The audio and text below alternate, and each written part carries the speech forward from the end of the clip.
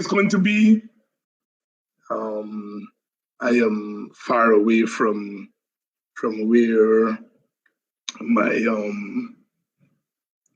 siblings, my relatives, my family are. So I've got to do some travel to get there for Thanksgiving. And, I mean, even if you don't agree with the meaning of Thanksgiving and the American significance of it, it's a time for family to get together and the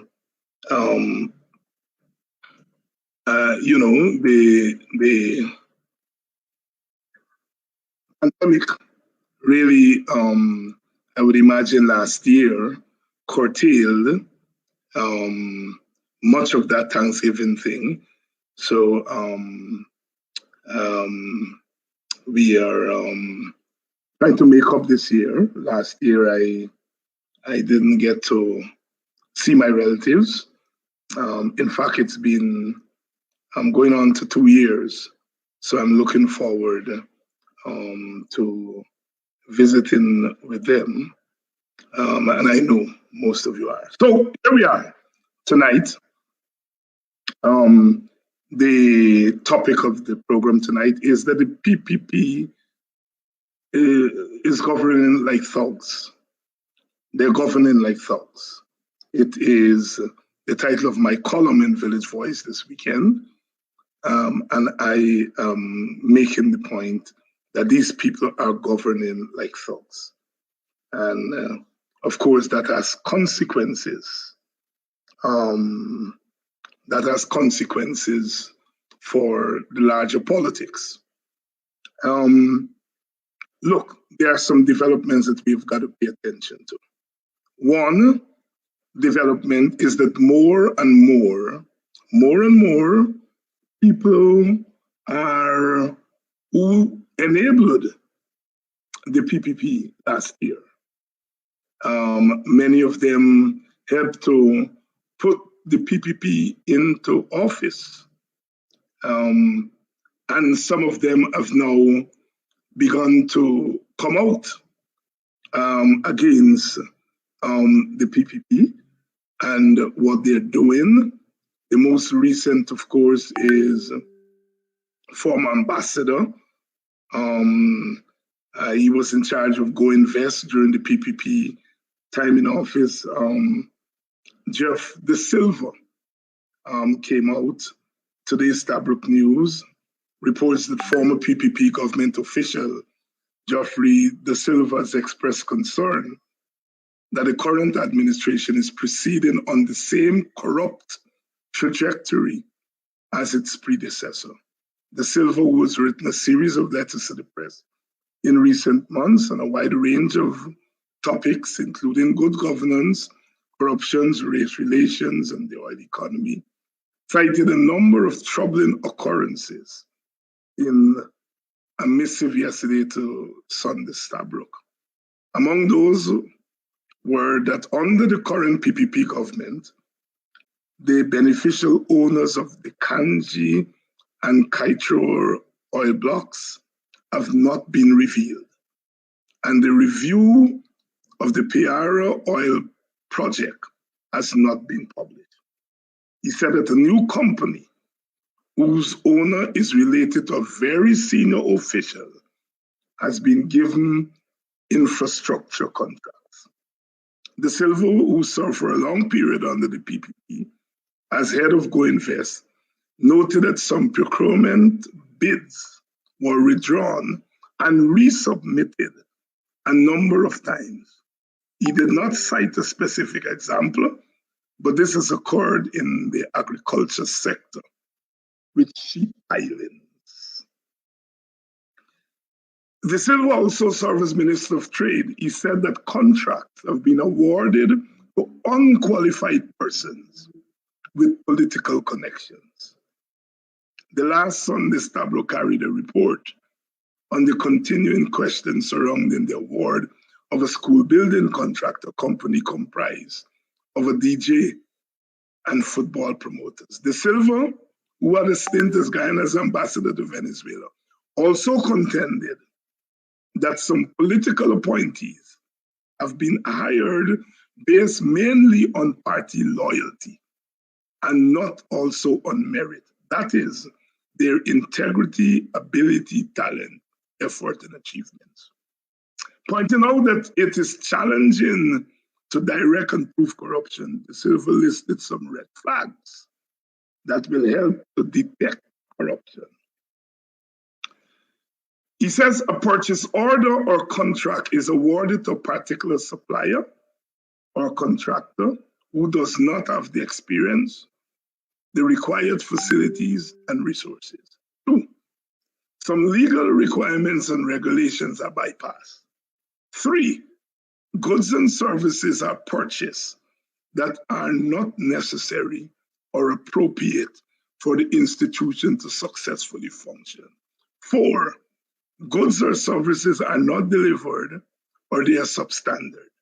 5, there are no documents to support unusually high fees, commissions, and other expenses.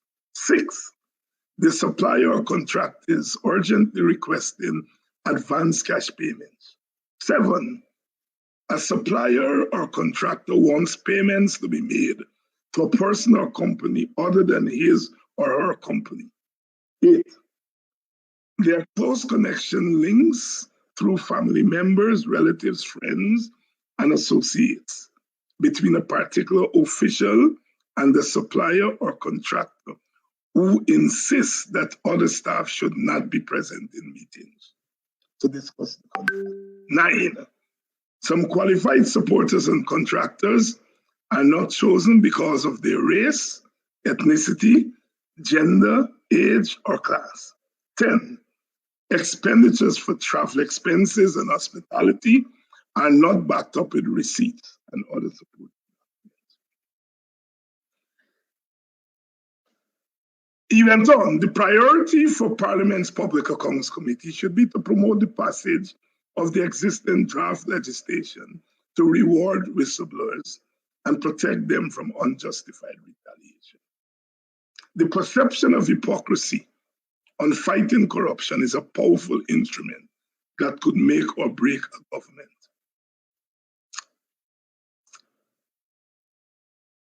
This is Jeffrey De Silva, who is alerting the rest of us.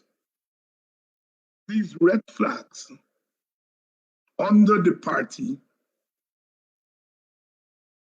that he was once a member or supporter, but he worked for them. And he is now drawing to our attention that corruption, especially as it relates to contracts, is rife under this government. He's drawing our attention to what's happening with the distribution of the oil blocks, the awarding of this oil block, the secrecy surrounding these oil transactions, these blocks. Who are the people? We don't know. Remember when the coalition did not make public how much it got from Exxon as startup money? Remember what happened? Oh, it's a big hue and cry. And now this government is doing worse. We had Mr. Christopher Ram on last week. Mr. Ram said the government is not interested in good governance in the oil industry. He said the government is overplaying its mandate. He condemned the government for the pittance that is given to public servants. The Kaitro News is crusading against the government and its handling of the oil industry. Mr. Chris Ram talked about the inability to do that audit on the $9 billion.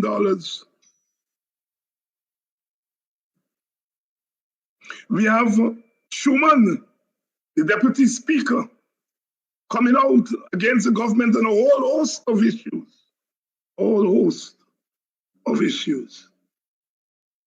And what is the significance of these people coming out? Our first response is going to be, well, we don't want to hear from them because they help to put the government in power. They have to put the government in power. So we don't want to hear from them. I would advise against that. It is important for us to hear from them because they help to strengthen our case. We've been saying from day one that the PPP is a corrupt government, that it's a government that doesn't concern about any rule of law. We have been saying it now. People from within their camp, or some of these people may argue that they're not in their camp, but they supported them. They supported them coming to power. And now 15 months later, these people are coming out against them. Another one, Alan Fenty, who writes a Friday column in the Stabrook News. Every week, Alan Fenty for the last year has been bigging up this government, has been talking about how the election was rigged by the PNC and this government is the best thing since sliced bread. In his column this past Friday, he says, my simple question for myself and all citizens interested, is the 15-month government showing any gratitude? Let me read that. Alan Fenty, who helped use this column to help put this government in power, been defending them. Here is what he wrote on Friday. I quote him, the piece was coincidental with my thought processes assessing how the Ali Jagdeo victors are showing regard for international support garnered last year. My simple question for myself and all citizens interested is this: is the 15-month government showing any gratitude? Does it have to? Continue with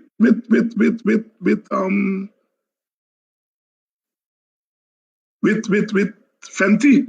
Put another way, my wonderment is grappling to process whether the PPP, as it goes about consolidating authority, then power, is conscious about how CARICOM and the wider geopolitical world is assessing its stewardship since the 2020 solidarity extended.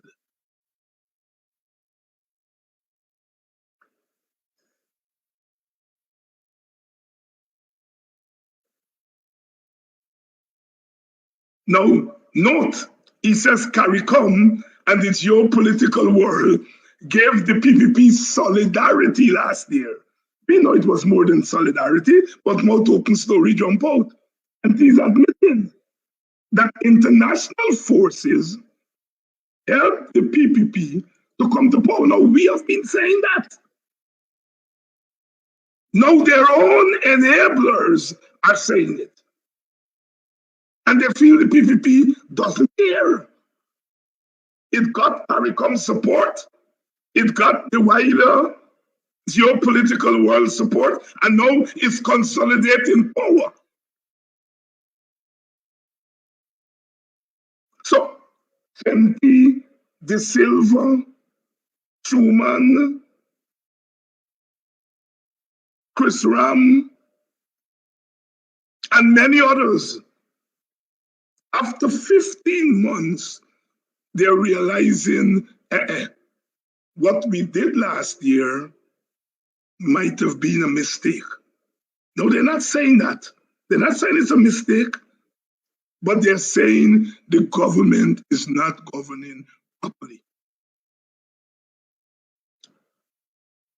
That is why I say that this government is governing like a set of thugs. Thugs don't care who helped them and who didn't help them. All they care about is to wreak havoc, and what the outcome is going to be, let it be. That's how thugs operate. Thugs don't reason. Thugs don't concern whether you're friend or family. The PPP is engaged in thuggishness, has been engaged from day one.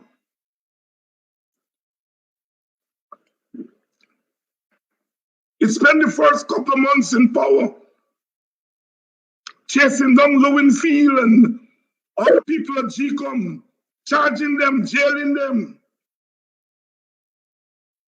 It called out soldiers and sent them to West Bobis against people protesting. It covered up the murder of those boys. Is that let loose the SWAT team. It is engaging in economic violence against public servants, other people who they perceive to support the opposition. When you give public servants a 7% increase, it is really a decrease. It's a minus zero. That is economic violence against public servants. When you give $250,000 to a set of workers who support you and give nothing to other workers who don't support you, that's economic violence and economic thuggishness. Only a thug will be conscious of the ethnic environment that we live in, will be conscious that people are charging them of racism, and yet in the face of those charges, you're going to give $250,000 to one group and give zero to the other group. That is economic thuggishness.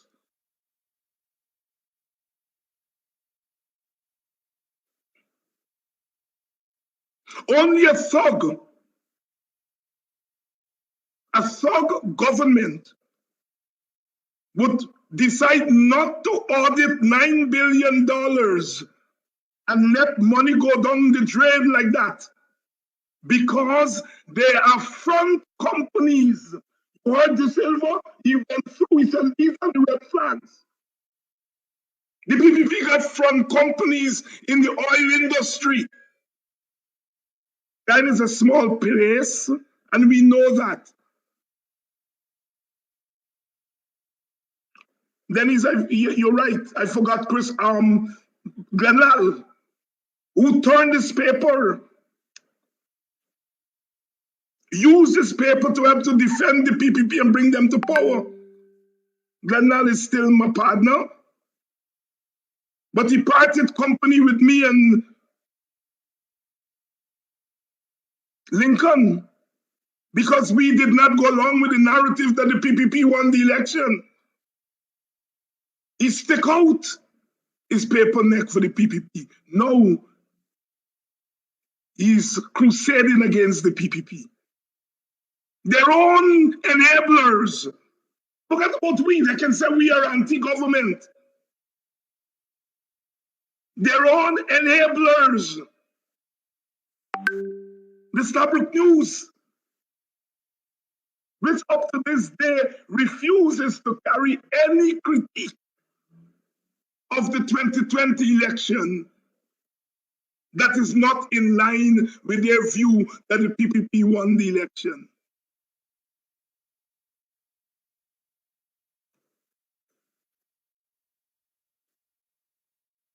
They're running editorials now every week,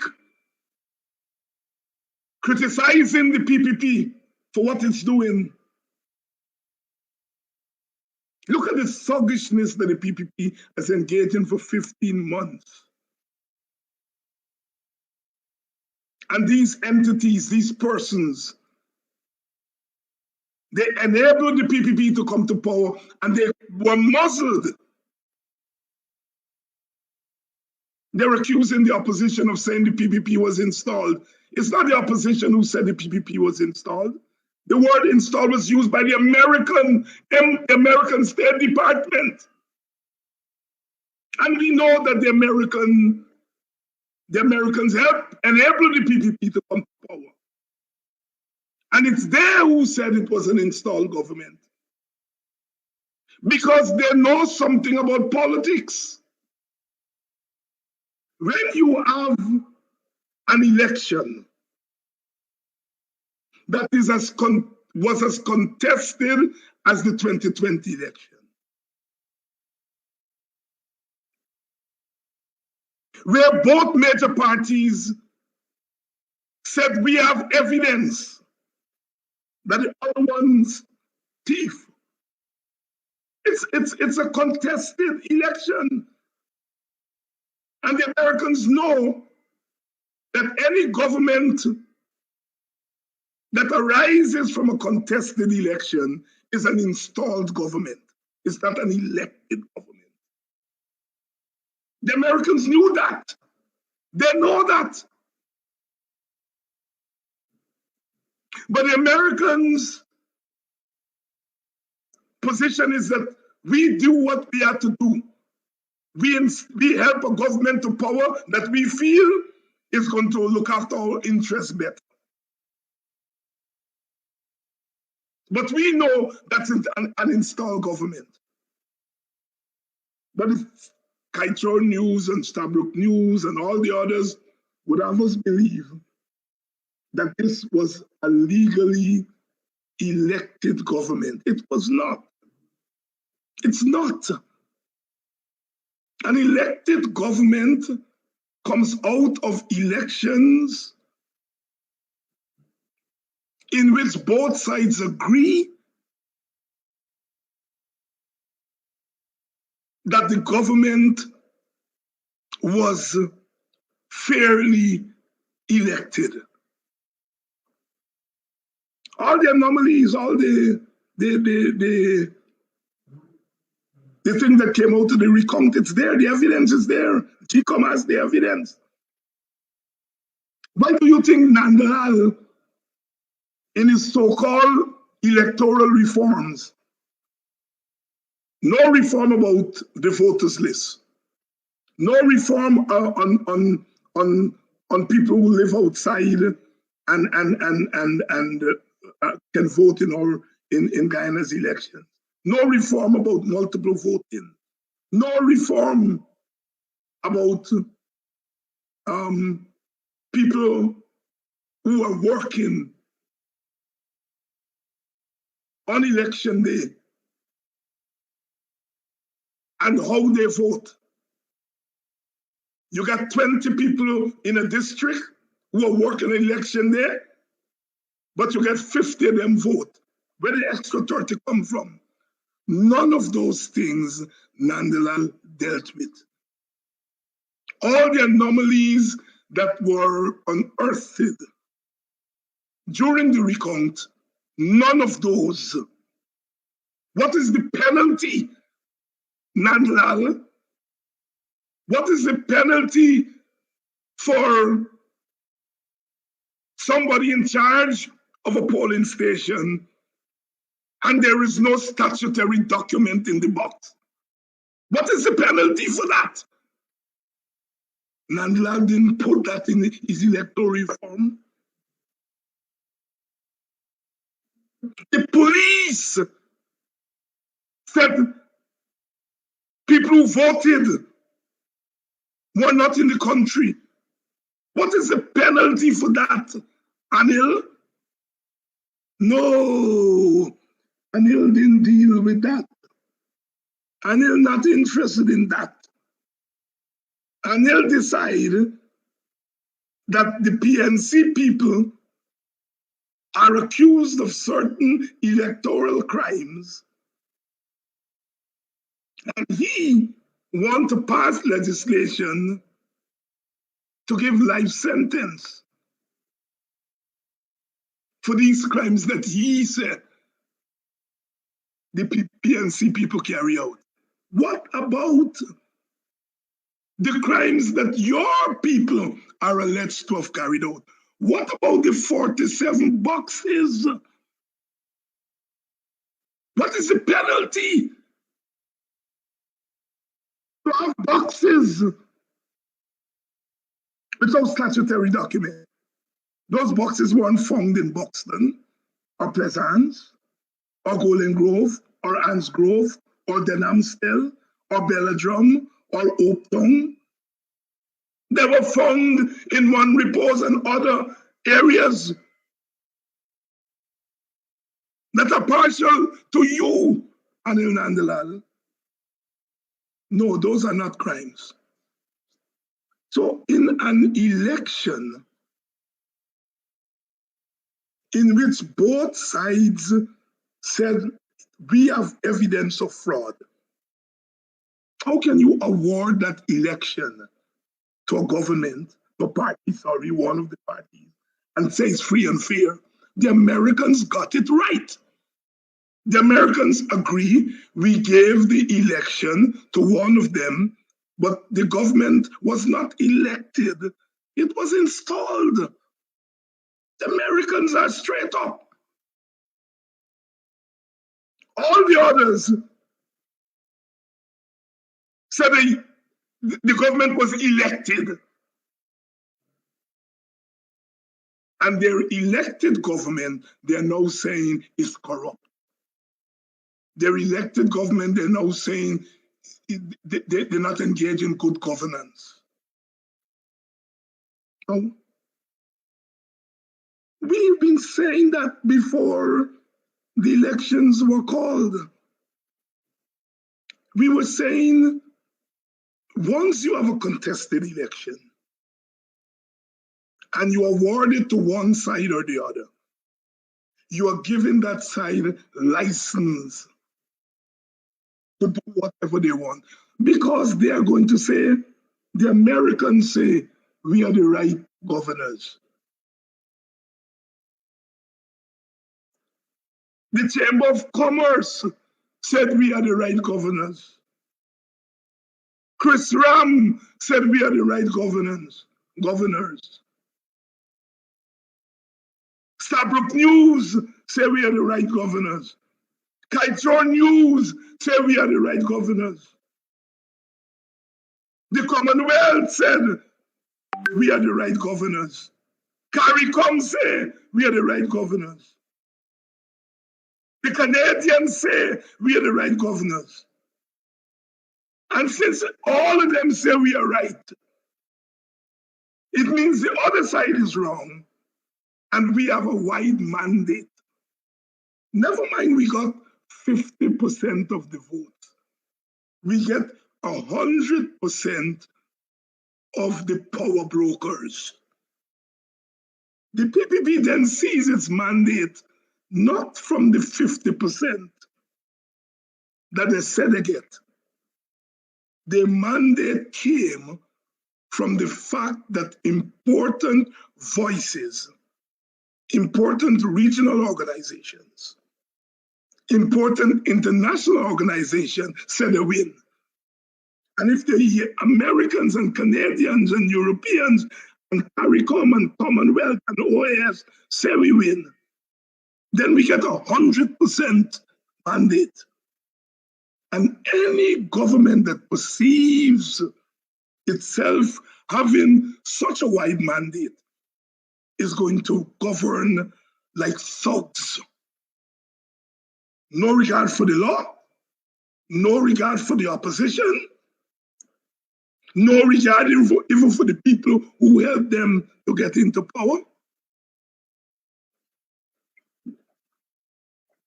No regard for anybody. Insensitive, thugs. And so what they did, the international community, CARICOM,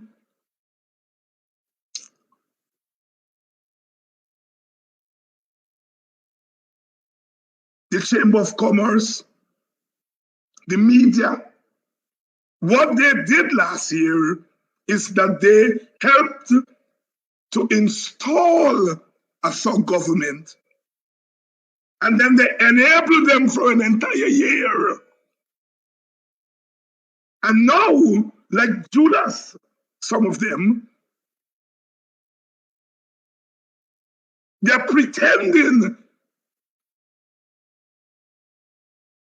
that all the things that the government is now doing, it's based on some bad governance. No, it's not. The logic of installing a government in an election that was so contested is what you get now. The hatred for people like me, Lincoln, Lewis, the hatred for us by the PPP and their enablers is that we were critical of the coalition. We were. We supported the coalition. My party was part of the coalition. But I'm not a political thug. Which means that if I see wrong, it doesn't matter whether it's a government that I support. If I see wrong, I will call it out. And I did that. And the coalition punished me.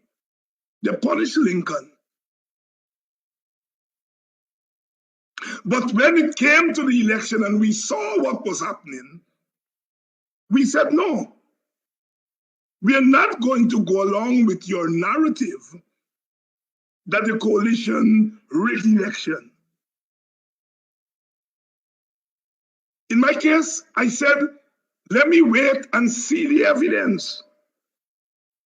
At one point, I said, look, you all don't worry about this election. Just call this election off. I used the flowery language. I said, discard those boxes. What I meant was, look, you all forget about this election. Call it a draw. And you all form an interim government. Let it run for 3 years. I suggested that Granger should be the president and whoever the PPP should be the prime minister. They cost me out for that, but I didn't care who was the president or the prime minister. All I was saying is that you have a joint government. And let the joint government repair the country. The PPP by itself can't repair the country. The PNC by itself can't repair the country. If they could have done it, they would have done it. One was in there for 28 years. The other was there for 3 years, for 23 years. The other one come back for 5 years. And they've not repaired the country. So try something new. And you all have an opportunity now. Because both of you all say the election thief. So forget about the election, call it a draw, or an inconclusive election. GCOM has the authority to do that. That is what Lowenfield recommended. He said after the recount, all the anomalies I see, I can't determine a winner. So Vincent said, I said, well, if there's no winner, call it a draw and put both of them, give them half and half, the government. And together, you all repair the country. You all repair the elections machinery. repair the police force. Do it together. So there's no issue here of discrimination. You all determine how much together, determine how much public servants must get, repair industrial relations. That's what we asked for. To this day, I have not said the coalition won. I was a candidate for the coalition. Many coalition supporters believe the coalition win, right? That's them. I don't have a problem with people believing that the party win. But I don't know who win. The election was inconclusive. The recount order showed clearly that the PPP was engaged in shenanigans before election day. The recount order established that. The court decided not to use it, and they said, let it go to a petition. The court was being disingenuous. Because when the PPP said they see Mingo do something, Mingo mistabulate, he use spreadsheet. When they went to the court should tell them, as they would normally would tell parties, come back to us with a petition. But no, the court entertained the PPP. And that is what caused the 5 months. It's not the coalition that caused the 5 months. If a party see rigging in our system, that party wait until after the election and use it as an evidence of petition. That's how we operate in Guyana and the English-speaking Caribbean. No, the PPP said they saw rigging and they went to the court. And the court initially said, go back and correct what you're doing, what you see wrong. The court tells you, come, correct what you see wrong.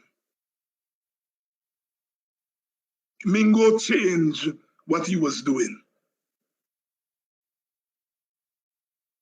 The PPP and his henchmen then invade the commission office, and at that point they break the election up. They broke up the election.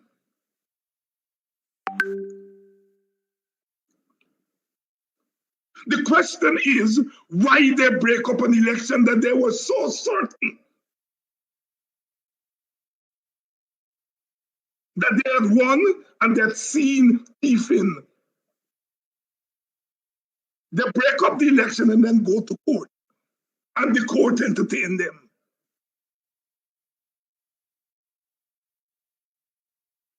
And then Granger allow them to suck him into the recount order. Recount, they allow him they suck him in. His own people tell him don't go down that road. Because there were 10 results from the 10 regions, which had to go to GCOM for validation. But Granger went along with the recount order. He should not have. But the recount order threw up the unexpected. The recount order showed the PPP rigged before election day. The court then, instead of using that recount results to arrive at a determination, they decided not to. No, I'm an institution man. And so, one has to go along with what the court ruled, but I think the court acted badly. They did not read the political situation, or they ignored it. You see, the law doesn't exist in a vacuum. It doesn't. The law doesn't exist in a vacuum. The law is part of the wider society. And the court, being conscious of a disputed election, should have acted differently. I disagree with the court in that way. The appeal court made the fundamental point that so long as you had a recount and the recount had certain rules, then you are changing the meaning of a valid vote. A non-valid vote is usually a spoiled vote.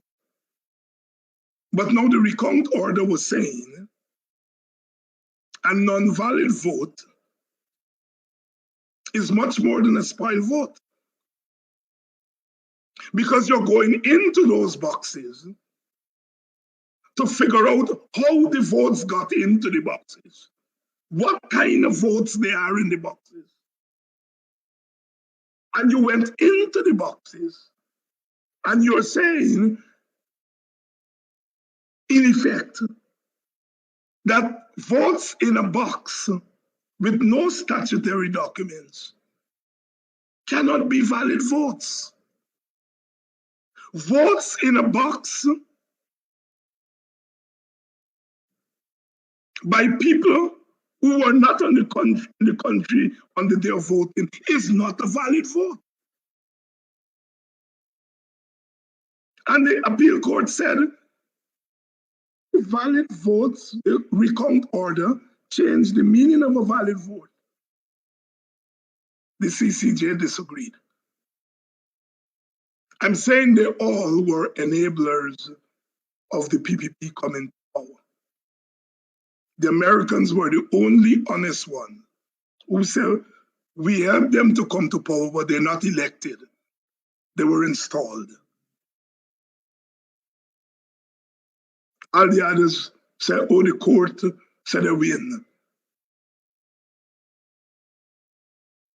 The court did not entertain all the evidence at its disposal. The court did not entertain the evidence of the recount order. Did not. It did not. The court ruled on forms, not essence. And so they installed a thug government. Thug government. And the PPP is governing now like thugs. And some of them, like my friend Chris Ram, like Mr. De Silva, like Danlal, like Schumann, at least they've decided to come clean and said this is a set of thugs that we have helped to put. Now they haven't walked back their narrative that the government was elected. They haven't walked that back. But they're saying this elected government is behaving like thugs. So where does that leave us? As I said, do not shun these people.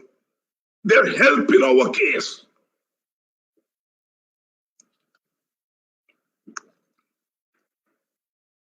They're helping our case. This is what we've been saying. And now their own people are saying it. So we need to hear those people. We need to hear them. Let them say it loud and clear. Because they're helping to make our case. So that's the first thing you need to do. We need to do. Don't shun them. I will invite them on this program. Let them come here and let them critique the PPP on this program. They're helping our case. So that's the first attitude change I want to recommend this evening. Yes, cost them that they help to put the PPP in power, but recognize that this is 15 months later. And at least they're coming out. And if they're coming out, we must help them to come out more. Now, thugs are violent people. I said, look at the economic violence that has been unleashed on supporters of the opposition. Look at the economic violence. Don't say the government don't have money. The government borrowing left, right, and center. And they get $250,000 they can give to sugar workers. Rice farmers, they give them must be more than $250,000. Some of their own people said there was corruption in the money they give to the rice farmers and other agricultural workers, other farmers who were impacted by the flood. They give them more than $250,000. So you give rice farmers more than $250,000, you give sugar workers $250,000, and you give the other side nothing. That's economic violence. It's also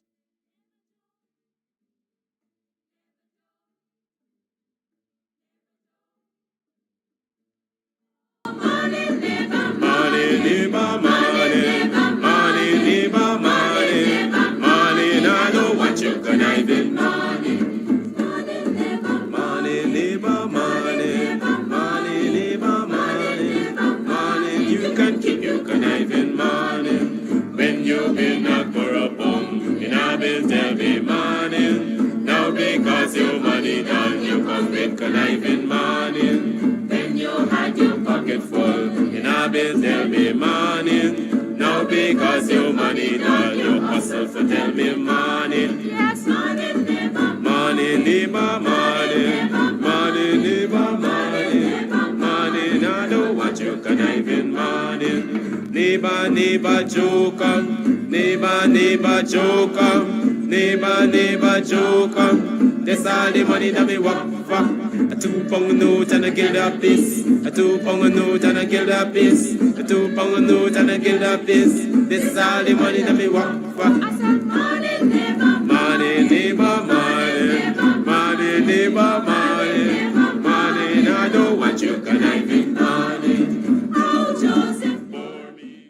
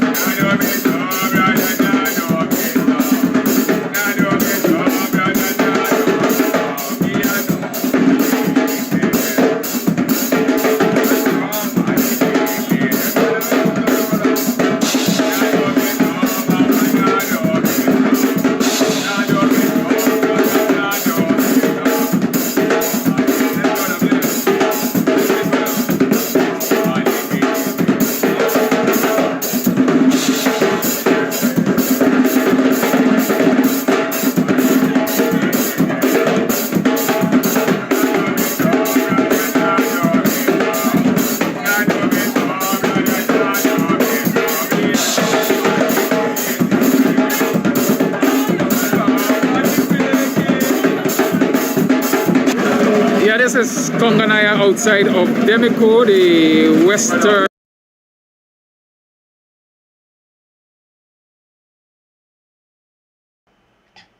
Yes, this is the BUXTONIAN Morning Time. Welcome to another program. I'm your host, Kidaki Amsterdam. It is 7 hours 13 on the 9th day of December in the year 2021. Yes, y'all are approaching Christmas and approaching Christmas fast. I notice the city is congested. The roadways are congested. People are out in their numbers shopping. Those big containers are coming in. It means that things regular. Things are very regular, right? You know. And this is some good old Buxtonian virgin coconut oil. Look at it. Buxtonian virgin coconut oil. You see how it's clear and nice? Oh, I love this scent. Yes, I don't go to the supermarkets and buy the fancy scented coconut oils imported from Dominica and the USA and so on. I stick with my Buxtonian blends. How many of you are sticking with your Buxtonian blends? How many of you are sticking with local? This morning we are going to be talking about some money matters. How do you empower yourself? I stopped the video this morning with Dr. Hines talking about the PPP governing like thugs, when he said that when they give to their supporters $250,000, $250,000 to severed sugar workers and more than $250,000 to rice farmers and so on, and 7% to public servants, it is economic violence. And I stopped the video right there because I want us to talk about economic violence. And how do you deal with economic violence? The question is, how do you deal with a violent person or a violent situation or violent partner? How do you deal with that? That's the question. Good? And you know, life is, I like to say, simple. There are lessons you learned before that you didn't even realize would have been important as you move forward. As a teacher, I usually tell my students, I say, you know, mathematics is the same regardless of what level you're at. And the professors can come and, when I say this, the professors can either confirm it or they can bash me for being just another fool. Right? Mathematics is the same regardless of which level you're at. You have to add, divide, subtract, and multiply. 4 main functions, regardless of which level of mathematics you're doing. Unless you understand those 4 things, you ain't going no place. Right? Emily Durant, yes, you can call me after the program, no problem with that whatsoever. Right?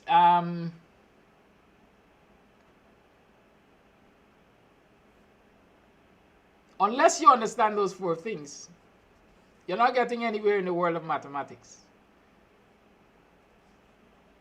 And likewise in life, unless you understand some simple lessons, like mathematics, you're not going to get anywhere. And so I want us to talk about some money matters and economic violence. And how do you deal with violence as a whole? Right? How do you deal with violence? If you have a violent partner, how do you deal with that partner?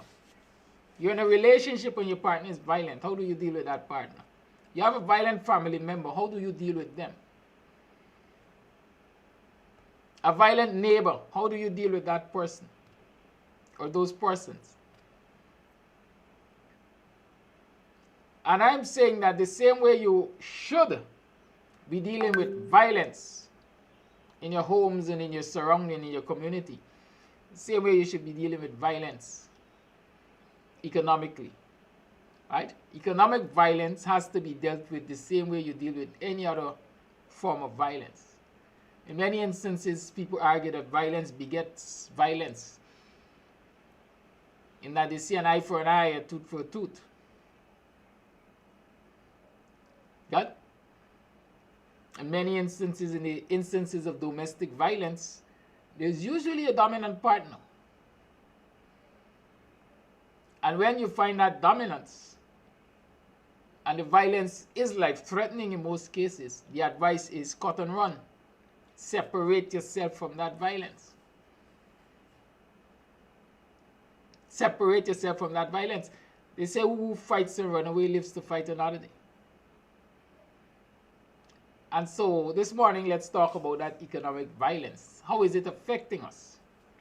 How should we deal with it? It is obviously violent. It has so many effects on your psyche, on your mental, on the psychological aspects of you. You know what it is to wake up and have crying babies around you with nothing to give them?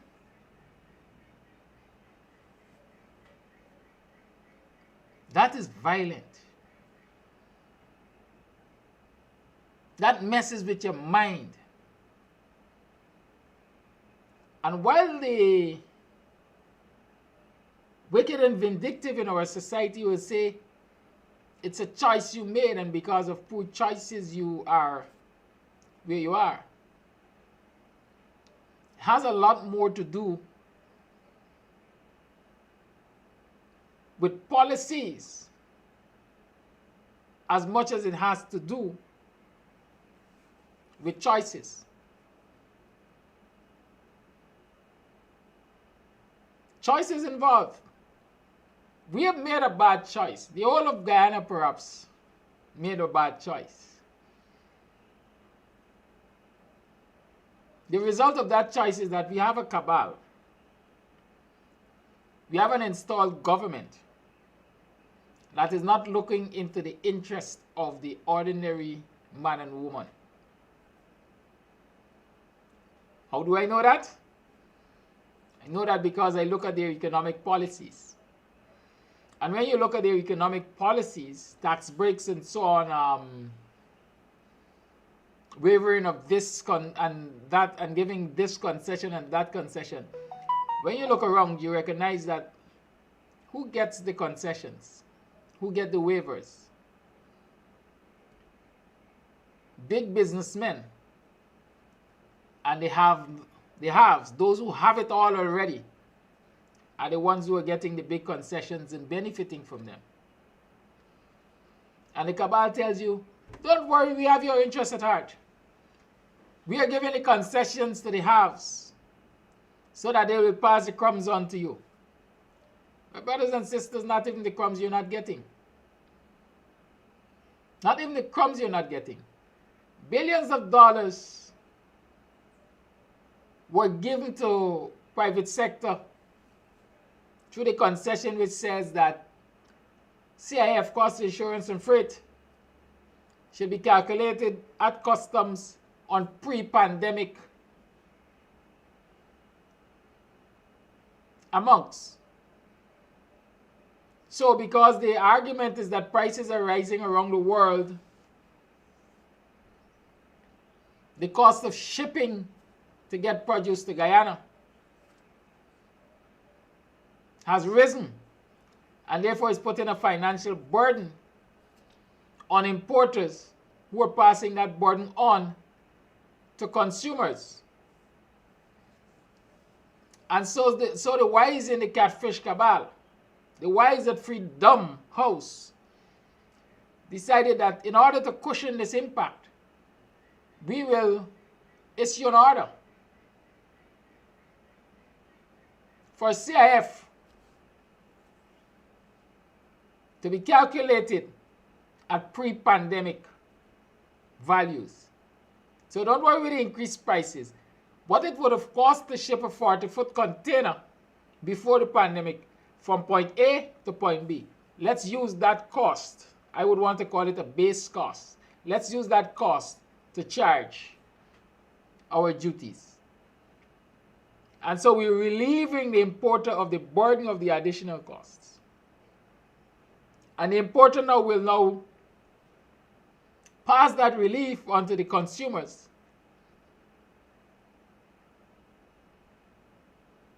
And so there will be a benefit throughout the land. Well, not to be so. They said the more you get, the more you want. The more you get, the more you want. And so you're seeing a rise in cost of living in this country every day. Every single day you're seeing a rise in cost of living. What is responsible for that rise? Price gouging? Are the importers hoarding? Are they creating artificial shortages and driving up the prices? Despite these billions of dollars that they're receiving in concessions that should be passed on to consumers? I dare argue that is what is taking place. But the cabal has no issue with that, because at the end of the day, these people who are exploiting the ordinary man and woman are the very people who are enabling the cabal. And so they can't chastise their favorite enablers. They can't chastise their enablers for the fear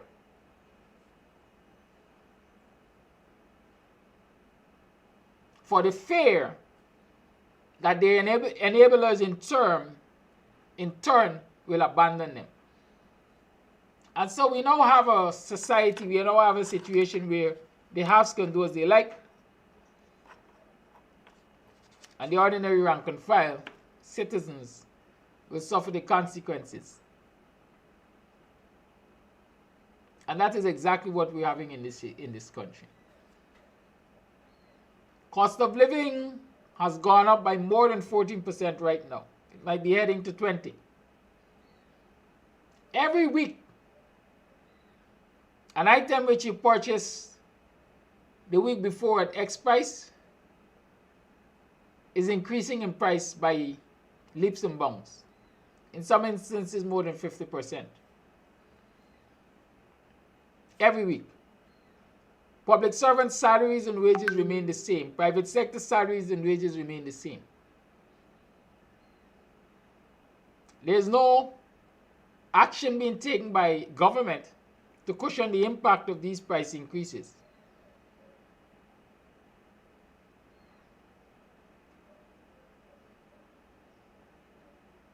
None whatsoever. At least no sensible policies are put in place to cushion this impact. Yet you have a set of people saying we care. Right? But if you think the situation is only with imported items, check locally. Have you been in the markets recently? What's the cost for a pound of sugar? Who knows? What's the cost for a pound of sugar? Sugar which is manufactured here. Sugar which is manufactured here and sold on the international market at a subsidized price. You hear what I'm saying? Sugar which is manufactured here at about the last price I think we knew was about 7 US cents per pound. I think so. Or was it 15 US cents per pound? And it is sold on the international market for less than half of that price. That very sugar is being sold here now for a minimum of $160 a pound and a maximum of $200 per pound. What was the price of sugar in August last year when the coalition was forced out of office? Many will argue that the situation has changed from then to now. But as far as I remember, sugar could not have been more than $80 a pound at that time. I don't go to the market. If I go to the market, I go online. As everybody say, board watch. I go in and see all who in the market. I really don't go to the market on a regular, let me say that. Mrs. Amsterdam does our shopping. So I might not get all the prices down to the T, but I pay attention to things. And so one can argue that the price of sugar from last year to now, locally manufactured, has doubled in some instances, and in others has more than doubled. But what people received as a compensation, a cushion, not even a cushion because, you know, is 7%. When your cost of living, in many instances, your cost of living has increased by more than 20%. But we're sitting in a country and we're all comfortable and well and good, and the government is having its way, it's doing as it likes. GPL yesterday, I think, said, we can't afford to pay our workers any increase. Even if the government were to assist us to meet a wages and salaries increase, or to pay a back pay, or to give something to the workers for Christmas, we can't sustain it.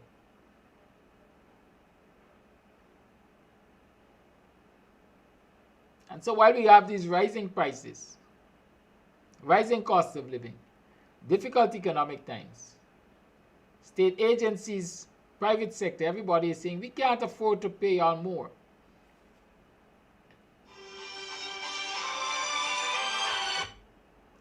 I'm on a program. Hello? I'm on a program. You outside or something?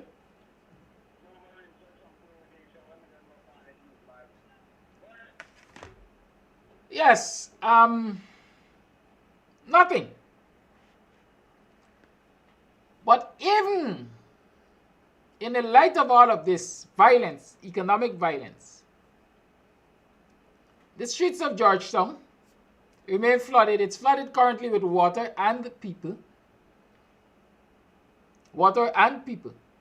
The stores are flooded, mostly with people, some of them with water. Right? And what message are you sending when you continue to flood the stores, despite the fact that your cost of living has increased 2 times in many instances, and the government has offered you only 7% increase? What you're saying basically to the government is that all is well and good, man. We could make do. We could make do. And we will make do. We are going to have a flourishing Christmas because Christmas is my thing. Christmas is we thing. And regardless of what the government does, regardless of the state of the country's economy, regardless of the financial, economic violence against us, we will have a bright Christmas. Right? Don't let nobody steal with joy. I ain't gonna let nobody steal my joy. That is what citizens are saying to this government, this administration, and their enablers. And in short, they're giving them a free pass. Despite all of the economic violence being meted out to them. Let us talk about violence. I said life is simple. Lots of things teach you how to deal with other things.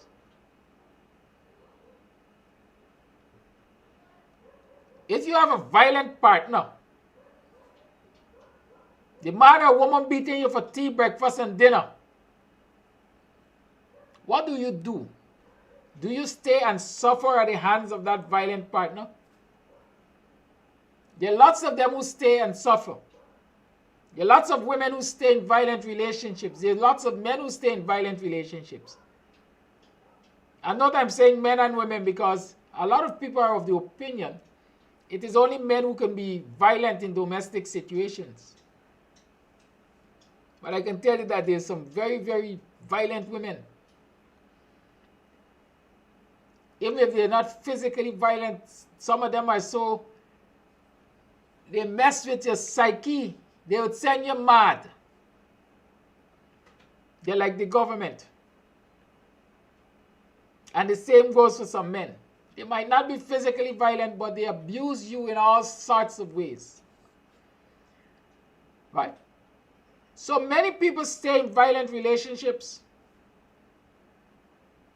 and say, I can't do better. Because of them children, I can't live. It's for them children's sake of staying.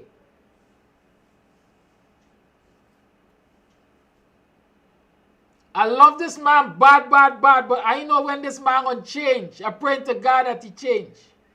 I'm gonna give you a next chance. A lot of people stay in violent relationship using those things as justifications. And in the long run, they end up badly wounded or dead. Badly wounded or dead.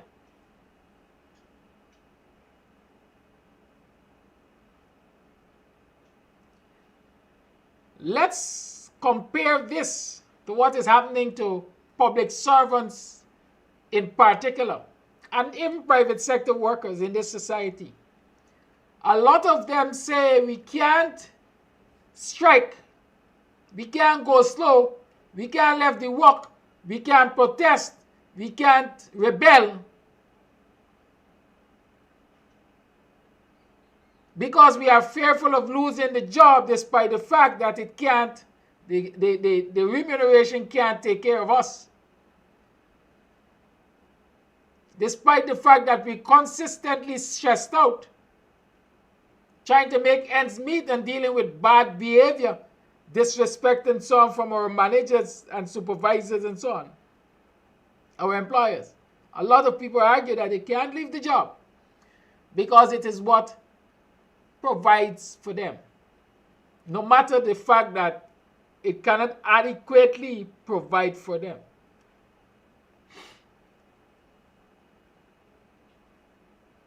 Right?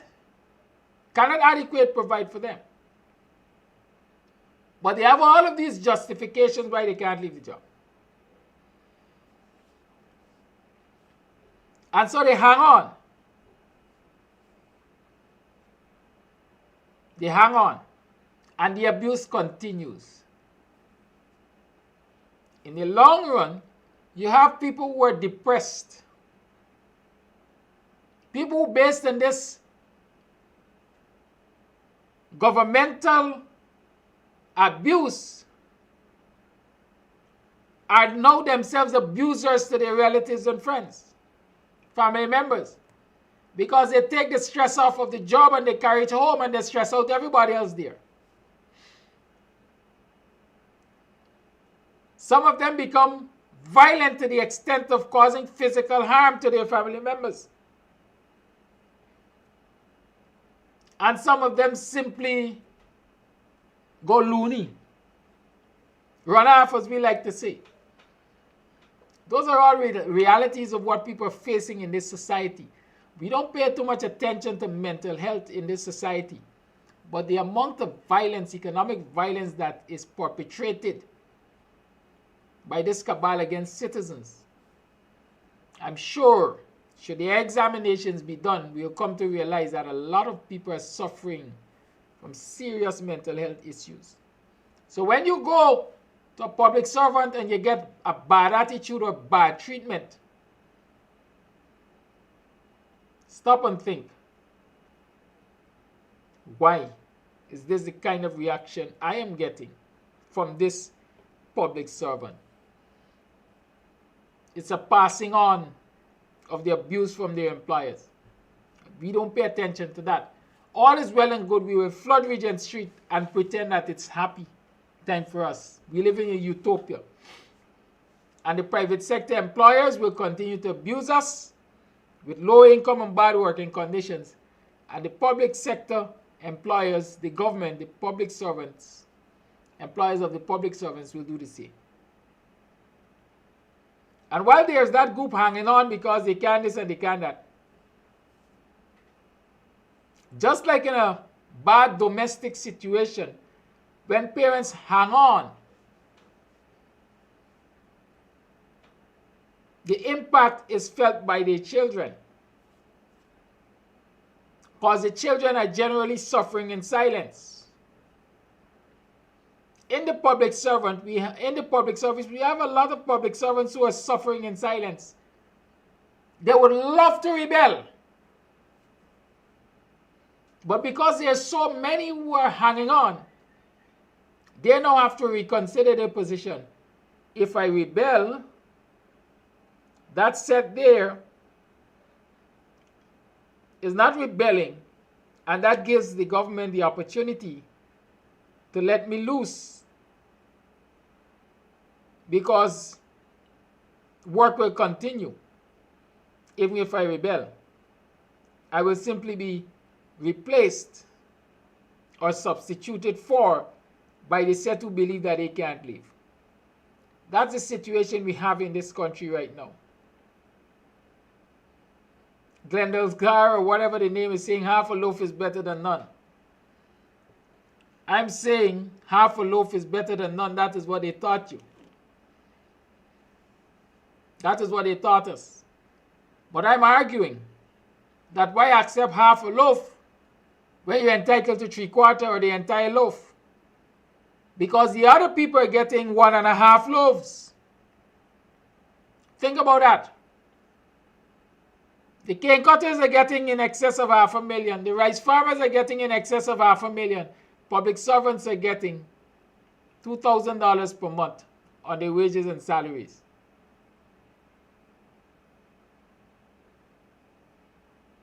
So, in a society where your ancestors slaved blood, sweat, and tears to build, you're saying that it is okay for your fellow citizens to get thousands or hundreds of times what you're getting, and it's okay, so half a loaf is better than no bread. Well, I am telling you, chap, or whatever, whoever you are, unless you're prepared to rise up and demand your fair share at the table, your half a loaf going to become quarter loaf, and eventually you will get nothing in this society. Look at it. Look at it every day and see how the income gap is widening. And as the income gap widens because of government policies, a large section of this society, black people in particular, I like call it as I see it, are being forced to the periphery. And just now they will be the mendicants.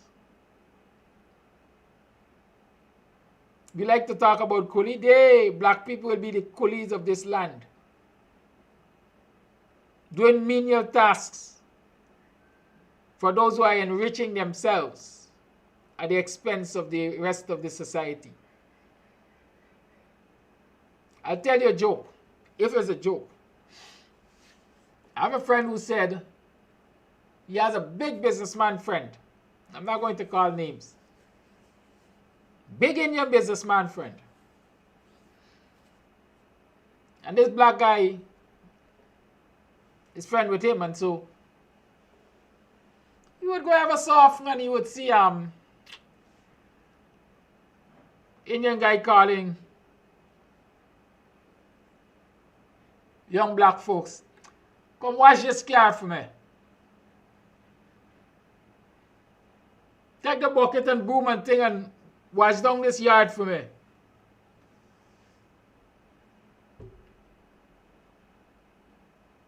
I want the front of this building washed down. And so on and so forth. And after he's constantly seeing it.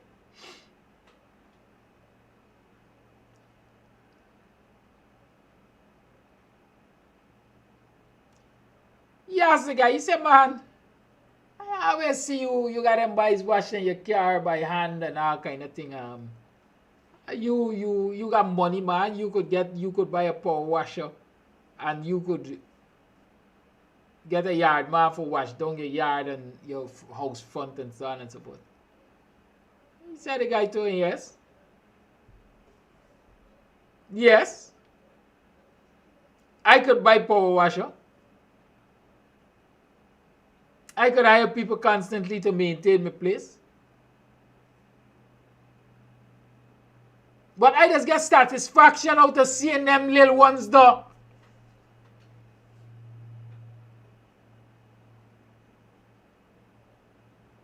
Doing them thing this to me. I just get satisfaction out of them.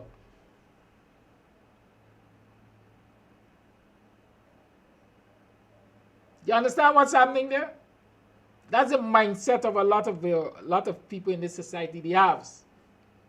They like to see you oppressed and oppressed. Good?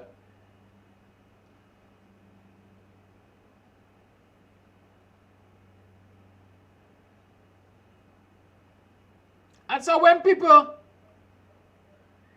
are prepared to settle for less, that is what will happen to them and their offspring. And that is the problem we have in this society. A lot of adults, a lot of parents, a lot of the older generation, a lot of us are prepared to settle for half a loaf when we deserve 3/4 of the old bread. Think about what is happening. Think about what we are accepting.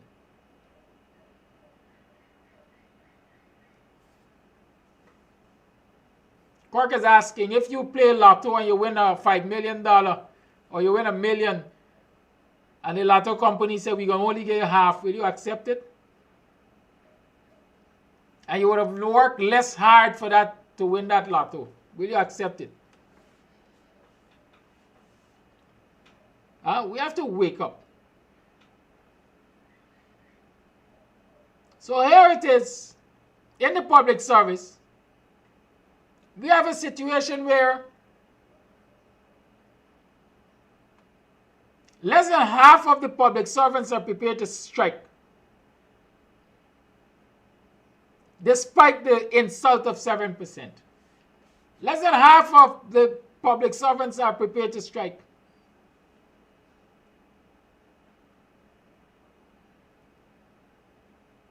Right? You have about 65% of the public servants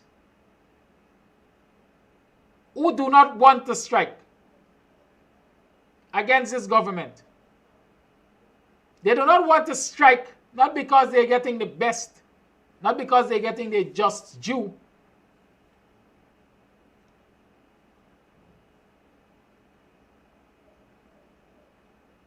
but because, like many abused partners, they're holding on for some reason or other.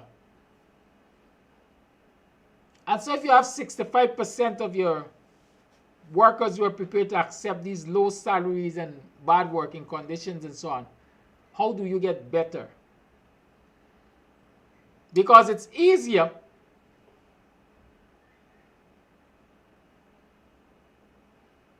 it is easier for the employers of the state to get rid of 30%, because 1/3 of the workforce gone means that the work will continue anyhow.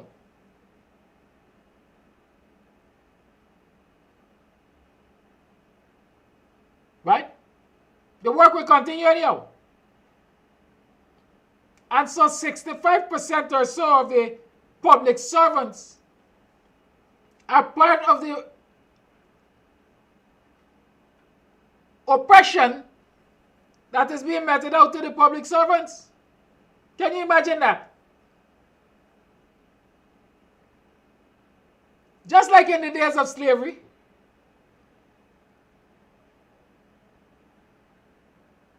Just like in the days of slavery. When there was a group of slaves enslaved, when there was a group of the enslaved,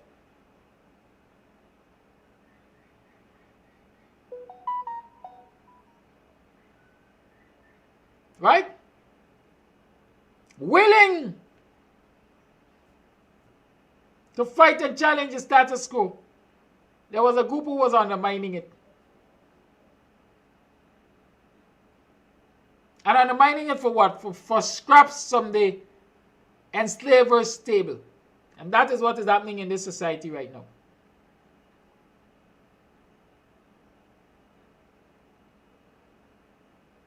But bet and sure, if something should happen, if the revolution should take place, and better comes, that same 65% is going to also be enjoying the fruits of other people's labor. Nobody wants to plant the corn, but everybody wants to raid the barn. Who will bell the cat? Y'all ever read The Hen and the Wheat? A story to that extent. But it doesn't happen like that in the public service. Not because you do all the work, you alone get all the benefits.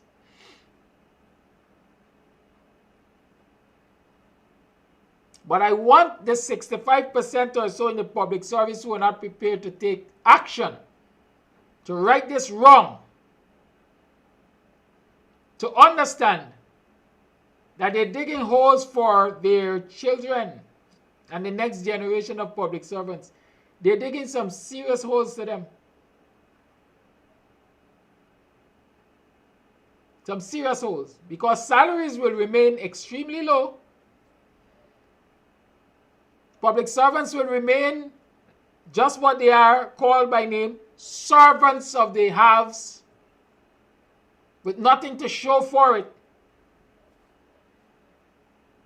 And their children will be disadvantaged in a society where the haves run things. Let me bring that into perspective for you. If you're working for wages and salaries that cannot take care of your basic food, clothing, and shelter, cannot take care of your basic food, clothing, and shelter, where do you expect to get monies from to fund your children's education? It means that even if you're prepared to persevere and see your child or children through nursery because it's perhaps cheaper to see them through nursery because you get certain support, I guess, from the government, or it's not so demanding at nursery, and through primary, it becomes even more difficult at secondary because the demands are more. You have to find material for school-based assessments and practicals and so on. Many children do not complete secondary schools because their parents cannot fund them through secondary schools. Assume that you're able to see your child through secondary school. Many of them, their education stops right there because certainly the parents cannot afford to see them through tertiary education, as in university. At the University of Ghana, you have to pay. You have to pay. And so if you can't provide the basic of food, clothing, and shelter for your family based on your income, how is it you're going to ensure that your children get the level of education that can lift them out of poverty? And so what you're basically participating in by sitting and accepting 7% and low wages at a public service and being afraid to strike 65% of you, you're simply saying that, hey, I am condemning my children to this quality of life I have, or worse. And I bet you it is worse. Because while you're not able to provide to lift your children up, the other people are getting the resources to do it.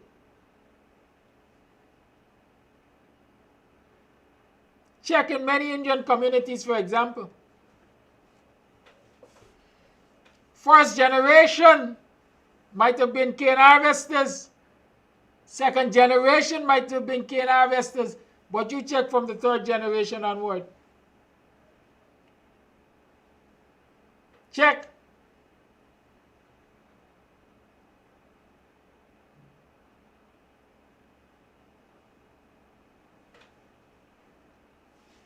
Unruly Heart said, I'm making no sense. Unruly Heart, then you got a lot of time to waste to be here if I'm making no sense. Right?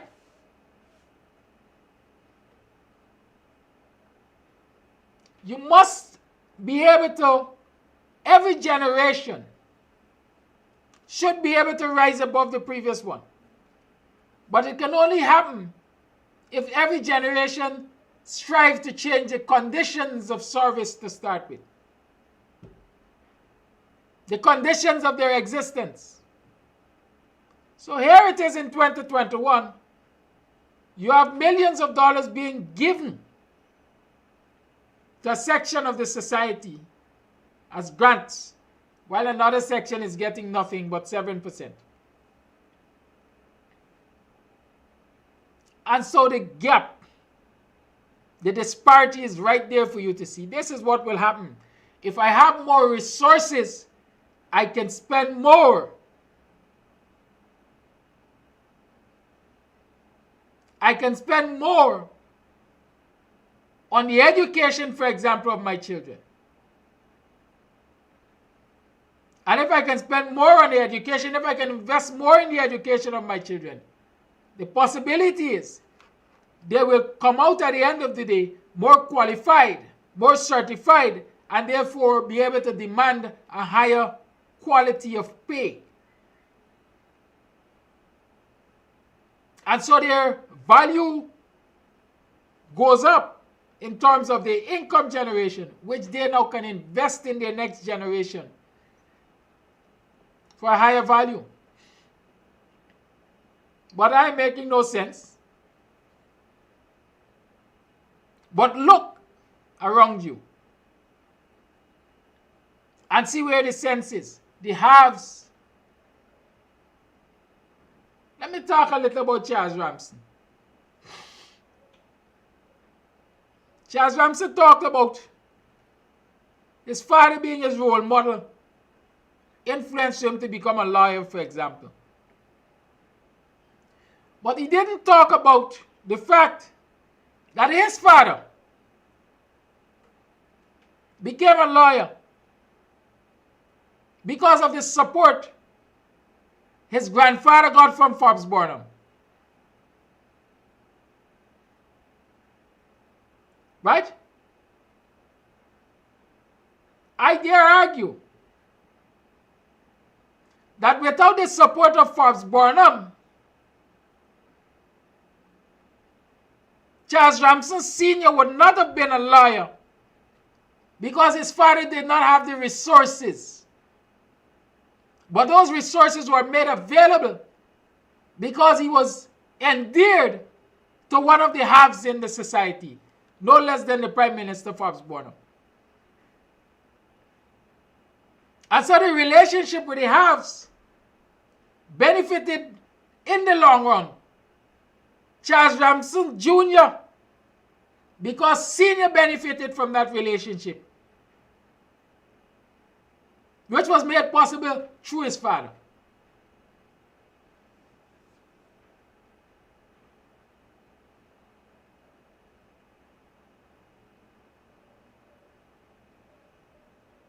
So imagine not having access to resources. I'll tell you another story, so you can see the nexus of these things. I have a good friend, he's now in China. Big up yourself, Shashri. Neo. Big up yourself. My friend was one of the fastest bowlers on the East Coast when it comes to cricket. Hardball cricket, as we could call it. The same cricket that is played on the international scene. One of the fastest and the most accurate.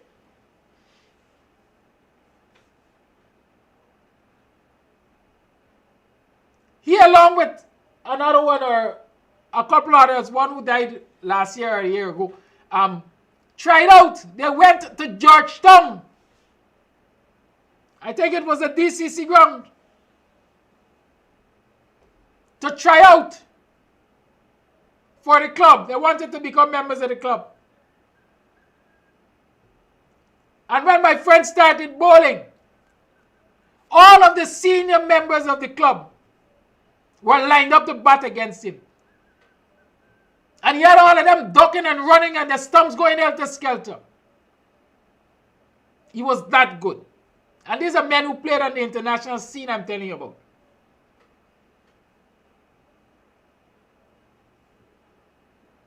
But you know what? That young man never, ever, ever was able to play club competition, national competition, or international competition. You know why?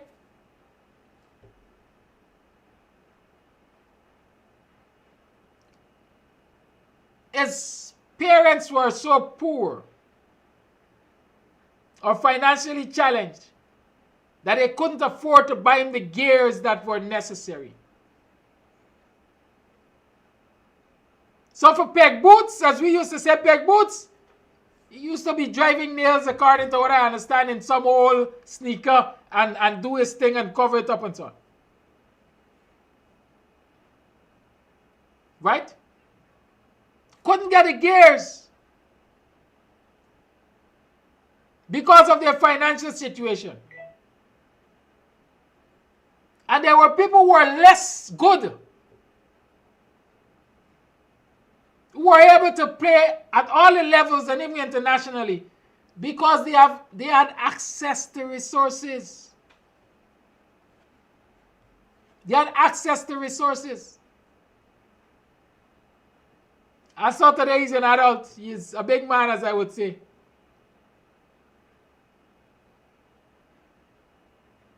He's not a cricketer. Never played cricket on the national or international scene as far as I know. But he was full of potential. And that is what will happen with many of our children or many of the children of public servants. They are full of potentials, but their relatives, their mothers, their parents are so depressed financially, are so disadvantaged that they cannot realize that potential. I've had students full of potential. I can tell you all some stories.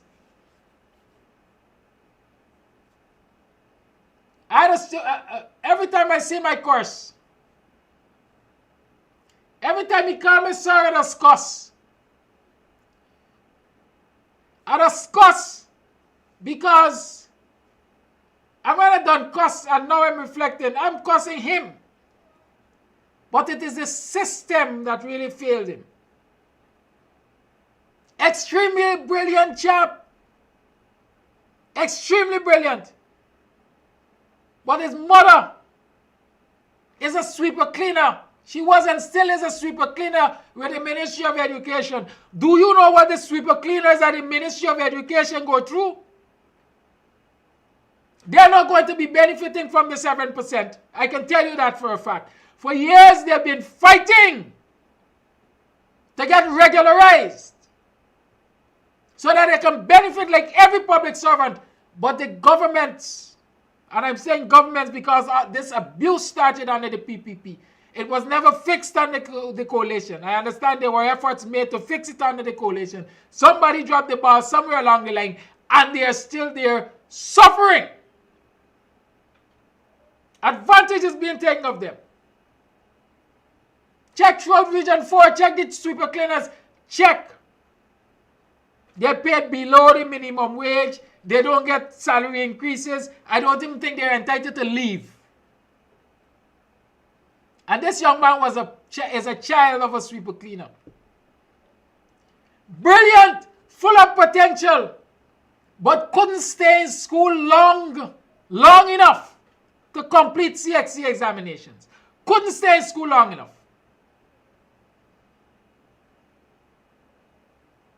So he's a prime example of walking out there, walking around there, full of potential, but he couldn't realize it. Because of the discrimination against his mother by the state.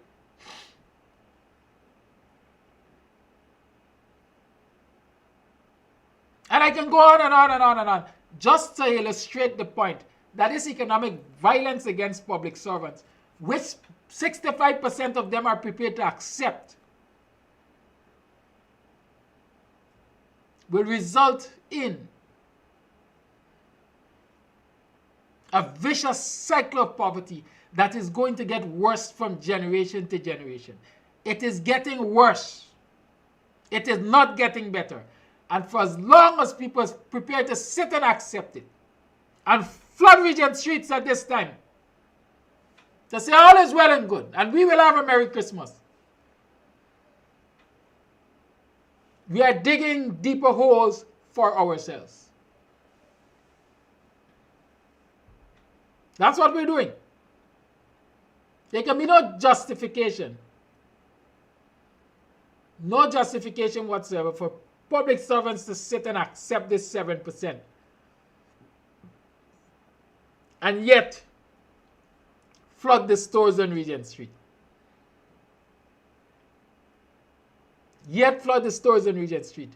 That's where you find a lot of the enablers of the PPP.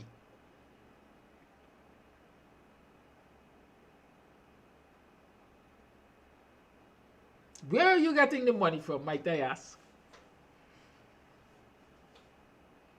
Where is the money coming from to sustain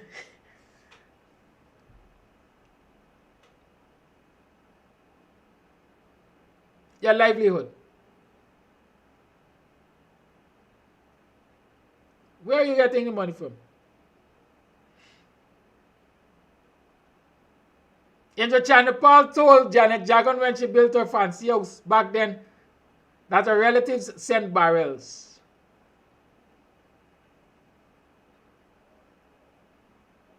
Last week, I think I saw a report which highlighted how many billions of US dollars were being remitted to this country annually.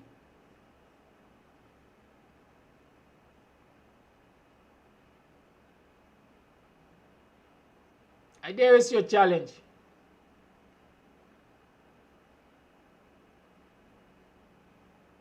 Sit back, relax. Document your cost of living, your living expenses, and subtract the remittances you're getting from it. You're getting to contribute toward it. And ask yourself if you really and truly will sit down and be as comfortable as you are. That's my challenge. In short, I'm arguing that if your overseas relatives and friends who are not taking that kind of abuse from their governments were to withdraw their financial support, if you will be as happy as you are, or as happy as you pretend to be. That's my question. Remittances are playing a big part in keeping many of us comfortable. But is that the way you should live? Should citizens live on handouts from overseas-based relatives and friends when you live in a society that oil is pumping? And the government and its cabal are growing in wealth?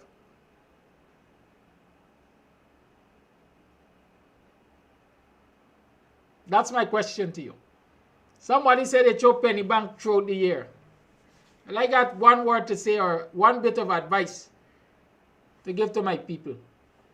When you throw penny bank throughout the year, take that money as capital and invest it in something tangible. Something that can help to bring more money. Not something that can help to fund the PPP war chest to continue to oppress you. Y'all understand me? If you can find it possible to throw penny bank throughout the year, when you get that money at the end of the year, invest it in something that can provide for your children as they go along. Real estate is it right now. I keep saying that for the last year or so. Real estate is it. Them old house we all got that in repairing because it's sharing property and everybody fighting for it, but nobody's fighting to upkeep it. Sit as a family. Come up with a plan to fix it and at least rent it out and everybody get a bread from it. Not half a loaf. Everybody could get a bread from it. But it costs a certain mentality. If we got a 3-bedroom house, some ma and pa left, they died intestate, they didn't make a will, and all 3 of us are fighting for it, but none of us is fighting to upkeep it, and it's falling apart, then we ain't making sense. Fix it and rent it. And we could split the rent every month after we take out the expenses of keeping it. How about that?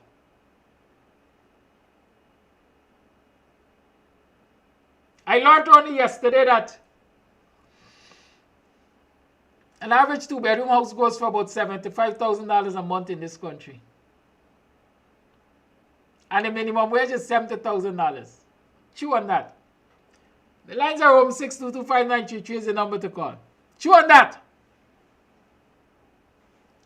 $75,000 to rent a 2-bedroom house. At least in some locales. But your salary, your minimum wage is $70,000. When you don't rent the house, how you eating? Are you wearing clothes? This is lie. This is some, you know, I like to share these things because they got a lot of sense inside, honestly. I think it might be disparaging to our women. But it points to a real situation. They say some of our females have a taxi man to drop them to work and bring them back home. That's a transportation guy. In fact, I have a friend who told me that. She said, hey, Mr. Amsterdam, anybody who wants with me gotta be able to contribute to my bills. I got a man for transportation, one for food, one for rent, etc. It sounds like a joke. But imagine your rent is more than your minimum wage. And you have to rent. How you living? How people are living? And 65% of public servants sit back and say, we are afraid to strike.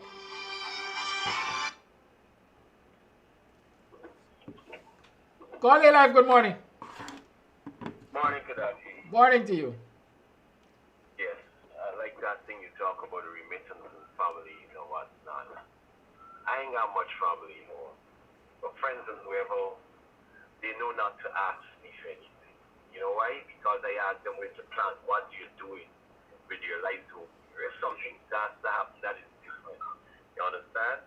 But when you would ask me for a bit of money and the next thing I see you on Facebook like me with a case of beer on the table.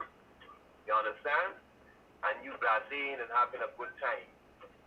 Right? But I up and I working and I providing for my family, sending my kids to school, you know, and I encouraging and enabling your slack, you using my money to enrich the man who oppressing you. It makes no sense. And if our people start thinking like that over here, you're going to see we go straight them. Have a few of them, they always have a plan, and you know, it's like 2 of them are going to school, and they ask me for money to buy a book or something to do with school. That is fine. But other than that, I ain't enabling nobody's money to go and buy a Gucci or go down Regent Street and spend my money at anybody. I work too hard to it over here. That's my take. Thank you, caller. Can you imagine you live in a society where your minimum wage is about $70,000, and it was worse. It was about 35 or 38, I think, under the PPP. And the banks were giving you loan. Y'all remember Jam Zone loans? Loan for Jam Zone? And people were taking those loans to go to particular stores. It's not, you couldn't pretend that you're taking it for Jam Zone and use it for something else.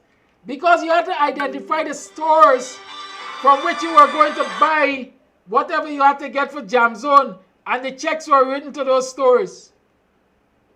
Slavery by another form. Mental slavery, quite frankly. Colin Live, good morning. Morning, Kadaki. Great topic, and like the way you put it over in reference to the public servants. So it seems like we're going to be in a perpetual servant state. As Nigel Hughes just said, Guyana is not a real country with the stupidness that is being allowed to take place. For Afro-Guyanese, and that's my main concern, don't care, too much about what the other folks are doing. But we've got to, I don't know, get, a hammer taken to us for us to understand what is actually happening. It just seems like, and that's where I think leadership have to play a big part in how we regroup. We've steadily been led down a downward spiral day in and day out. And, we don't have that cohesiveness any more than our ancestors have. We've been led astray.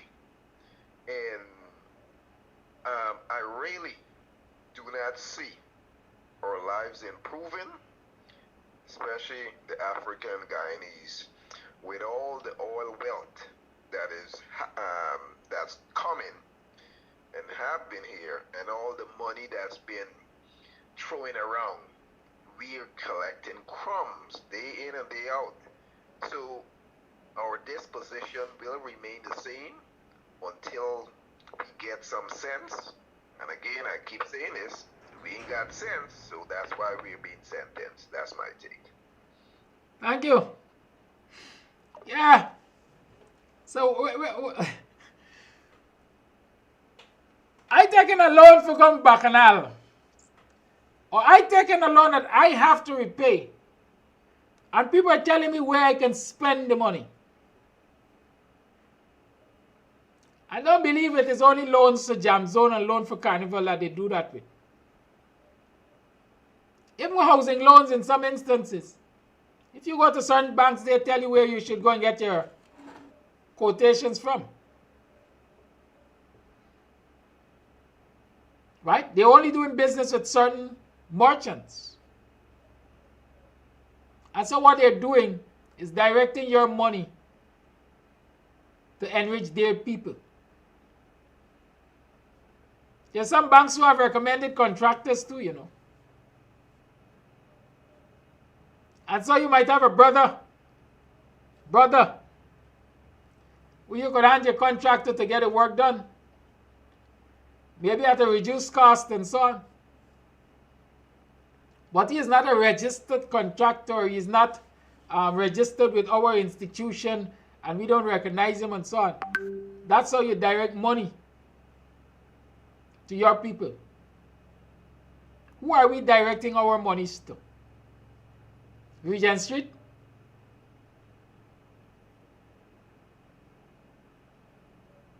Why can't we direct our monies to our communities? I grew up back in days knowing that people were knitting, doing crochet. You want a fancy chair back? Auntie Tom, Dick, Harry, and Joan, all of them just knit. You go there and you get your knitting done. Your blinds, your window blinds. You carry your material and the seamstress is working maybe since August month because she got so many blinds to complete, tablecloth and so on to complete. We don't support our communities like that anymore. Seamstresses are disappearing. Tailors are disappearing.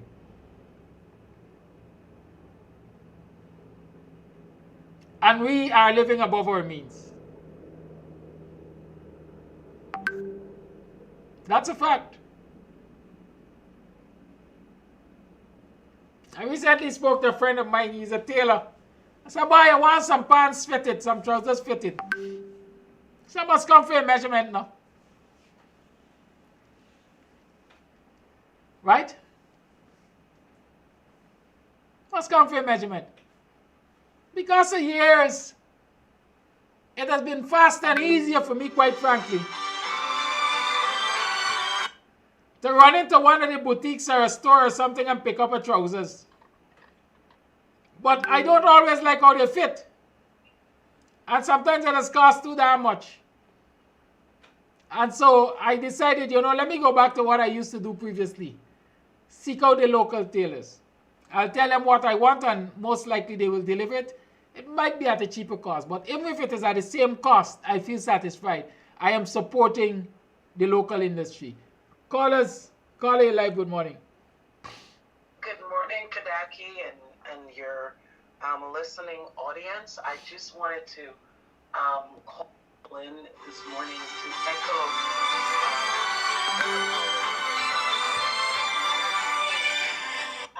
And I firsthand, I had a very brief opportunity in August to go to Guyana for a family matter. And what I experienced, I believe that some of our people, at least the segment of our folks, and I intentionally wanted to see what's the temperature in Guyana in terms of, some of the people's condition, living conditions, etc. And what I witnessed was, I think our people is in a drunken stupor, that there is a reality that is happening that people doesn't understand, or they don't have the concept, or just the ability to be able to connect the issues of what folks like you are talking about, as opposed to what's the reality on the ground with their lives. Every night, I can tell you emphatically, folks were out drinking. If it was not a barbecue, it was a party. It was, and I drove the streets of Georgetown in different places, and it was music blasting. It was folks out having a good time. And I'm not talking about Indian brothers and sisters. I'm speaking about African Guyanese. And so I reflected and I said, our country, we don't have a rock one. Because you pass some of the places like, whether it's on the East Coast or the West Coast or wherever, and you see the dozens of bare bottles and folks are just gathering. And I'm saying to myself, how can people afford this lifestyle when we on the outside are most concerned about our people at home, and we are the ones struggling to be able to send a barrel or to send money and resources, when some of our brothers, and most of our brothers and sisters in Guyana, is literally living a life that the reality for them is, we will wake up in the morning for some, we're gonna lime all day perhaps for some, and we're gonna hang out at night and drink beers, and that's kind of the reality of things. So I don't know, there's such a disconnect when I listen to programs like yours and Dr. Ines and Gavin Matthews and Sherrod Duncan, and I'm like, maybe there is a bifurcated reality happening in Guyana. There is the reality, and then there's the reality. And so our people, for some reason, most of our folks, I believe that they are in such a place of, I don't know what you call it, but it's like they for some reason don't either get it about what's happening, the plight of what is actually taking place, while the rest of the world is moving in Guyana at a speed of economic development and business development and social stratification, and all of these things are happening, and our folks are literally at a corner shop drinking beers and having a barbecue. So I don't know what is going to take in terms of connecting sort of discussions and topics and issues like what you're talking about and others to the folks so that they can really understand their plight of what is happening. But there is such a succinct disconnect with our people that I have witnessed myself. I just wanted to be able to share that contribution. Thank you and have a blessed day. Thank you, caller. Voice note.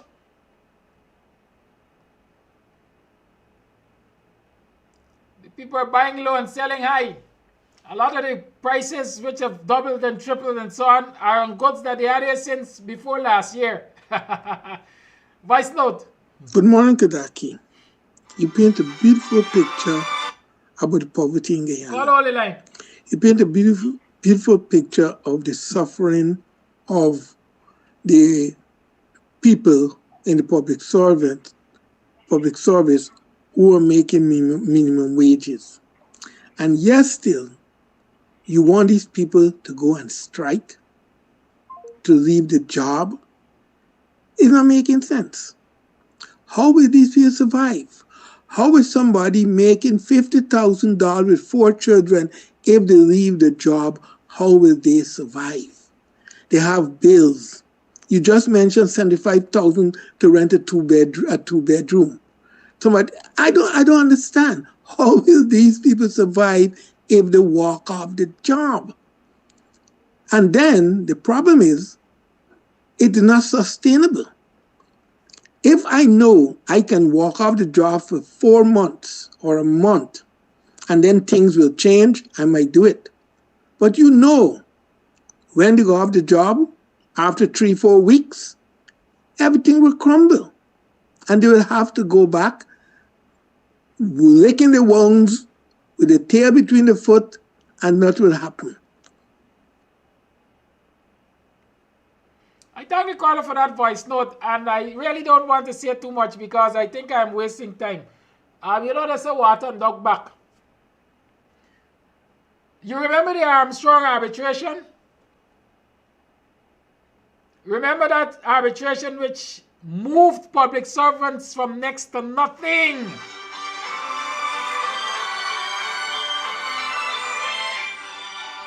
How did they end up with the Armstrong Arbitration Award? That's how public servants getting a semblance of a decent wage or salary. I want you to tell me that, caller. And when you can tell me the wasting time. Call your life, good morning. And it's not sustainable. You tell me that. Call your life, good morning. Good morning. Good morning to you. I'm calling to talk about Scotia. Talk about Scotia Bank. You take a loan from Scotia. Hello? I'm listening, caller. We are listening. Yeah, if you take a loan from Scotia, the first thing you got to do is take an insurance. If you're buying $20 million from Scotia, you got to get an insurance for $20 million. Now they got a lawyer in Middle Street who represents Scotia. They give you $15 million and watch how the project going. And then they will stop. If you ain't got a backup, that lawyer got the schools come and take the property. So I want people to understand that if you don't have a backup and you're taking money from Scotia, beware. I'm talking from practical experience. I've been there and done that. But I'm one of the lucky ones. I'll talk to you later. Have a nice day. Thank you, caller. That one was short and to the point. People are sharing experiences, right? So back to this voice note. So he says it's not sustainable. You can't strike for 4 months. And if you strike, you ain't gonna be able to live. Well, here's what he's saying to you. I put him here on a block.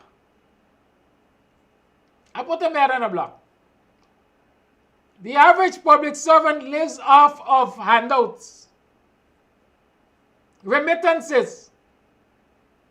And so the same remittances that they're living off of, they're going to get it when they're striking. And the unions are responsible for strike support. And there are people in the diaspora who will assist with provision of strike support. Because they know at the end of the day, the strike is a betterment. And so you don't come telling me that they're not going to survive and it is sustainable and so on. I'm asking the question again. What led to the Armstrong arbitration award? Right? Was it 57 days of strike? Was it? I can't remember the exact number. But it was quite a number of weeks. Strike and protest action. And eventually, the same PPP were brought to the table to negotiate wages and salaries. And that arbitration award was granted. And my memory is saying to me, they never honored it to its fullest. But there's precedents out there. There's precedents out there as to how public servants ought to behave to change the status quo. Call A Live, good morning. Yeah, good morning. And I would like to say a special thank you to my KAMS family for my birthday. Coming back to the talk that we're talking about money. You see, people gotta know to spend money. And if you want good, you just gotta strike to get good. If they go to war, you might get knocked off when you strike. You could do things like work to rule. If you know you gotta fetch 2 buckets of water, you work into rule, you're fetching 1.5 or you're fetching 1. You gotta go slow. Because if you come off, they're going to knock you off. So you got to do things like go slow and things like that so that you could think, because this regime don't care. Now, when they have upgraded the people's salary, like the sugar workers and the rice farmers, we are not degrading them because of their jobs. But it isn't fair to see people spend years in the educational system. They are educated cane cutters. I'm not saying they are not educated. And you got to spend so much. I like a cane cutter. You could put on your house clothes and go to work. You could wear just a protective boots. But when you go into the public sector realm, you can't go to work looking like that. At least you got to look good so that people coming into your office will find somebody suitably attired and you will feel good conducting business with the person. So at least the public sector wages, don't mind, it will not be to the grade of the sugar workers, how it is placed now. Should at least be meeting them, at least they could drop the thing to 3/4 away. When it comes to abuse, abuse takes the form of many points. It could be physical, that is blows. It could be mental, you're doing things to the person, psyche that they cannot comprehend and know what they're about. And it could be financial abuse, like what the government is doing. The regime is installing financial abuse, psyche abuse, playing with your mind, and physical abuse, that is killing and beating you. When it comes, that is one part, that is abuse. And now you talk about abuse between spouse. When the abuse is going on, it does affect children. And children coming out of households where 2 people, parents say, I'm only in this thing because of the children, they are doing more harm to the children. And when those children grow up, some of them might end up falling into a gay relationship because they were in a home where they saw the opposite sex as their teachers did not live good. So they might tend to say, you know what? Me mother and father never used to live good. Let I take me own, like I like go into this gay relationship. That could be a trigger. You might find children coming from abuse home doing various things. I would hear people would jump out and say, oh, The boy is a thief because he come from a single parent. And single parent can't do nothing. I am a single parent. Me get a thief. I get a licensed murderer because she's a doctor. Because if you make mistake, you can get in charge of murder. That's what I got being a single parent. Because being the parent of the home, no abuse didn't come in my way. So my children were not in a home where they see abuse. They were in a home where they see we got a mother and she gonna go to the extreme of like doing things to make our lives better. I was not able to impart financial wealth to my children, but I instituted values that could take them along life paths, and I am happy with the product that I've gotten from my children. Before that survived, I had 6, 4 survived. Anyway, so when we as parents sit in bad relationships, we harbor a lot of ill will for our children. I like my boy Barack Obama. His mother was a single parent. He lived with a single mother, and at times when he wanted the double family, he went to the home of his grandparents, his mother's side. And you don't want a better single parent child than Barack Obama. You can't want for more.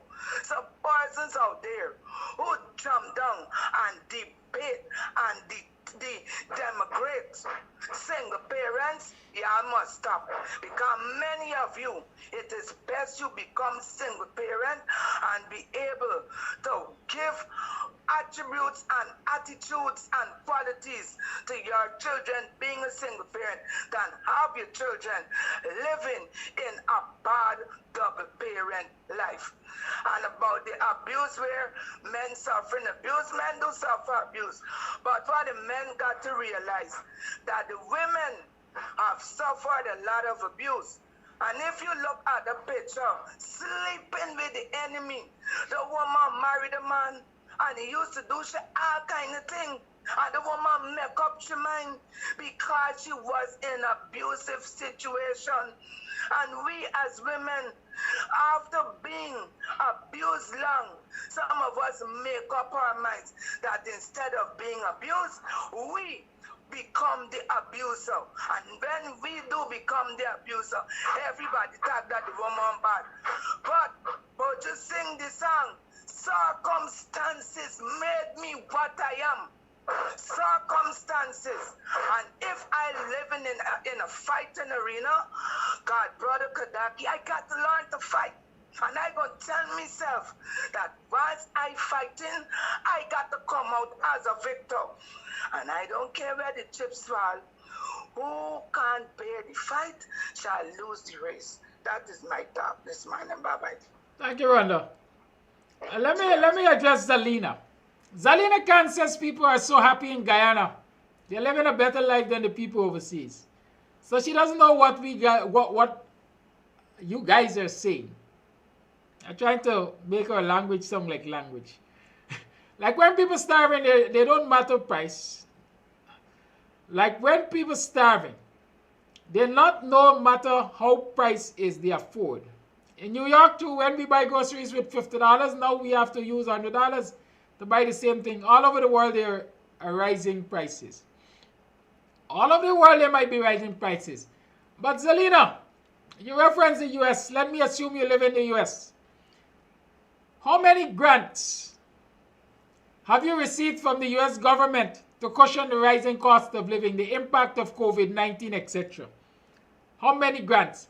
As far as I learned, I don't know if it is still happening, but from the onset of COVID-19, US citizens were receiving relief checks, whether it is monthly or quarterly. And the relief checks in many instances, I've been told by one person that they were able to use their first relief check or 2 relief checks to come home and do major work on their homes. That says that they're getting real value from the US government. In Guyana, citizens were granted how much money? Is it 19,000 or 25,000? I can't remember. I think it was the 19 or let's say $25,000. How many times did they get those relief checks? Let's talk, Zelina. You can call me and talk, or you can type, suit yourself. But I'm saying that you're talking nonsense. Your comparison is chalk and cheese. Chalk and cheese. Did the US government discriminate in terms of who got what for relief? Did they give one set of people 250,000 and give another set 7%? Talk about that. And when you can talk about that and don't be in conflict with your conscience, then you're going to be making sense. Right? Then you're going to be making sense.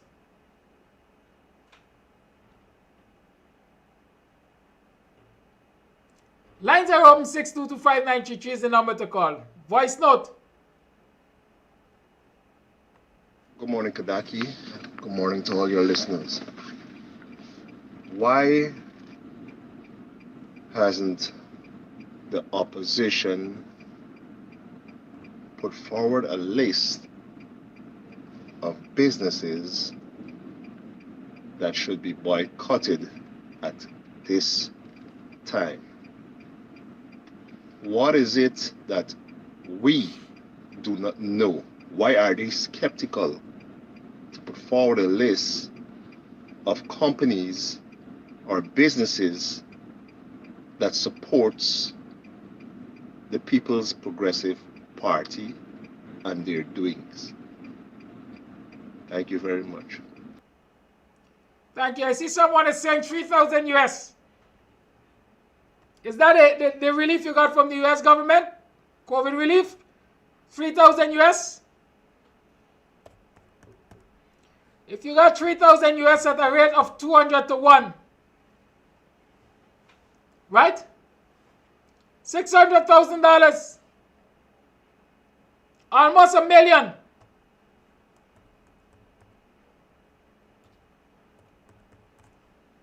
Almost $1 million. You as a US citizen got as relief grant. Who in Guyana got almost $1 million? Let me tell you who. The severed sugar workers and the cane and the rice farmers. They are the people who got close to $1 million, not the public servants. So talk, Zelina. Let's talk. You want to talk? Come run your mouth. 6225933. The number remains open. Voice note. Morning, my brother. How are you doing? I just get annoyed when I hear people don't want to stand up and take responsibility for themselves and they always got to blame somebody. Guy is always with this thing. Oh, we got weak leadership. Now, if you have weak leadership, why are you following weak leadership? You got a mind of your own. The leaders ain't putting money in your pocket. It's your hard-earned money you're going to spend. You're going to make certain decisions for yourself. For good, you know what I mean? A friend might got a bar selling the same Guinness and all them things. A man got a eat board, eh? He gone up at Giftland. Instead, he go by friend bar and sit down. Support your friend. Buy a Guinness for less price. But you gone at certain spots where you got to pay twice the price for a Guinness. We people need to check themselves. You understand? We need to stop blaming people and hold ourselves accountable for the decisions we make. You understand? The leaders telling you, don't go and spend. We are still doing, still flooding Regent Street. But then you want to turn around and blame the leaders. You understand? Good. So let me talk the thing. I'm being informed by those of our friends who are in the US that you were getting your grants. Somebody said a family got, one person said they got up to 13,000. Because you're getting money for children. And you're getting money for unemployment. What are we getting in this country? And who is getting? Sometimes some of y'all, like I say, some people like come run them out. But come with your facts because you know me. Ducks lined up. Ducks lined up. Any more voice notes? No. One of the voice notes asked the question, why hasn't the opposition issued a list of stores to be boycotted? I can't answer necessarily for the opposition why they haven't. I think in the past they did. But if you listen to what is coming out of the quote-unquote of official opposition camp, is that they are not in agreement with a lot of things. Right? They're not in agreement with a lot of things. That's what they're saying. And so they can't go out issuing lists of businesses to boycott because they themselves are dependent on those businesses for their succor. Especially when it comes to election times. They can't say boycott Fagu or Pagu, whatever the name of the store, because at election times, Pagu does send me a check for $1 million, notwithstanding that the check that Pagu sends to the PPP is $5 million. 5 times more that they're giving you, right?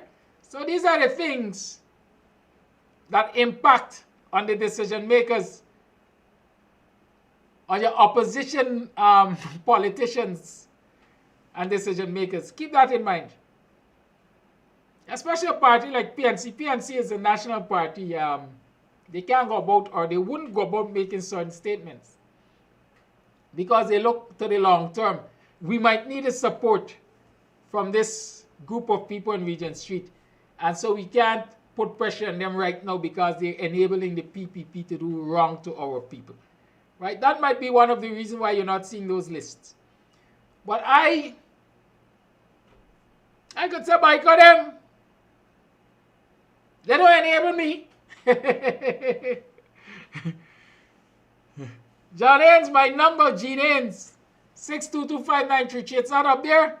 It's usually up there with Talk the Thing. Talk the Thing. It's right there. Talk the Thing come off.